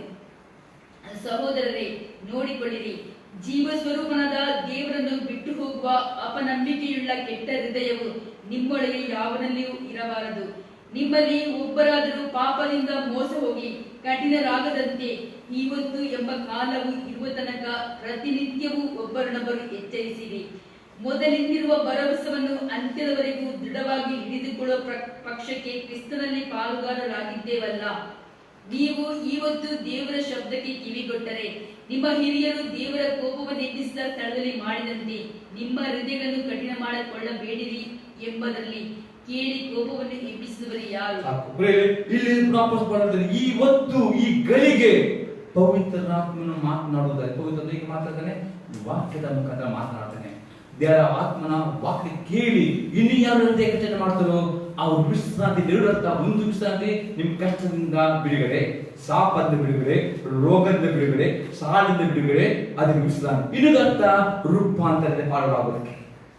ಆಮೇಲೆ ಪರಲೋಕ, ಈ ಪರಲೋಕದ ವಿಶ್ರಾಂತಿ ನಿಮಗೆ ಬೇಕಾ, ರೂಪದ ಪಾಡಲಾಗಬೇಕಾ, ದೇವರ ವಾಕ್ಯಕ್ಕೆ ವಿಧೇಯರಾಗಲೇಬೇಕು. ಪವಿತ್ರ ಏನು ಹೇಳುತ್ತಾನೋ ಪ್ರವಾದನೆ ಆಗಲಿ, ಉತ್ತಿನ ವಾಕ್ಯದ ಮುಖ ದೇವರಾತ್ಮ ಮಾತಾಡಬಹುದು, ಸಾಕ್ಷಿ ಮುಖಾಂತರ ಮಾತಾಡಬಹುದು. ಚಿಕ್ಕ ಮಗು ಬಂದು ಹೇಳಬಹುದು, ಪಾಸ್ಟರ್ ನನಗೆ ಗೊತ್ತಿಲ್ಲ ಅವ್ರ ಮಾತು ಕೊಟ್ಟು ದೇವರಾತ್ಮನು ಸಭೆಯಲ್ಲಿ ನಾನಾ ರೀತಿಯಲ್ಲಿ ವಾಕ್ಯದ ಮುಖಾಂತರ ಮಾತಾಡೋ ಪ್ರತಿಯೊಂದು ವಾಕ್ಯಕ್ಕೆ ನಮ್ಮಂತೆ ಕಠಿಣ ಮಾಡಿದ ವಿಧೇಯರಾಗುವವರು ಮಾತ್ರವೇ ರೂಪಾಂತರಾಗುತ್ತಾರೆ.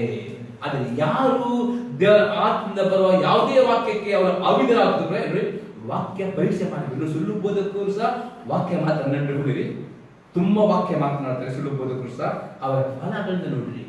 ಬೋಧಕರನ್ನು ಗುರುತಿಸುವುದು ಅವರ ಪ್ರೀತಿ, ಸಂತೋಷ, ಸಮಾಧಾನ, ವಿಧಿಯ ಫಲವನ್ನು ಗುರುತಿಸಿ. ಸುಳ್ಳು ಬೋಧಕರು ತುಂಬಾ ಮಾತಾಡ್ತಾರೆ, ಅವ್ರ ವಿದ್ಯುತ್ ಇಲ್ಲ, ವಾಕ್ಯ ಅದು ಸೃಷ್ಟಿ ಮಾಡ್ತಾರೆ, ಅದಕ್ಕೆ ಕಿವಿಗೊಡಲಿಲ್ಲ. ಅದೇ ಸತ್ಯ ಬೋಧನೆ, ಸಭೆಯಲ್ಲಿ ನಿಮಗೆ ಕೊಡುವ ಸತ್ಯ ಬೋಧನೆ, ಸಭೆಯಲ್ಲಿ ಸತ್ಯ ಪ್ರವಾದನೆ ಕೇಳಿ ಅದಕ್ಕೆ ವಿಧೇಯರಾಗಿ, ಅದೇ ವಿಧೇಯರಾದರೆ ಮಾತ್ರವೇ ರೂಪಾಂತರ ಒಯ್ಯപ്പെടുತ್ತೆ. ಅವಿಧೇಯರಾದವರು ಬಸ್ ಸಭೆಗೆ ಮೆಂಬರ್ ಆಗ್ತಾರೆ, ಅವ್ರ ಕೈ ಬಿಡುತ್ತೆ, ಅವ್ರ ಘೋರ ದಂಡನೆ ಬರ್ತದೆ. ದೇವರ ಸ್ತೋತ್ರ. ಇನ್ನು ಕಂಪ್ಲೀಟ್ ಆಗುದಿಲ್ಲ, ಅದೇ ಬರುವ ತಿಂಗಳಲ್ಲಿ ನಾನು ಕಂಪ್ಲೀಟ್ ಮಾಡ್ತೇನೆ. ಇಲ್ಲಿಗೆ ನಾನು ನಿಲ್ಲಿಸ್ತೇನೆ. ಅದು ಈ ಸಭೆಯ ಮೆಂಬರ್ ಆಗದೆ ಕಾಪಾಡಿಕೊಳ್ಳಿ, ಅತಿ ಬೇಗ ಉಂಟು. ದೇವರ ಸ್ತೋತ್ರ.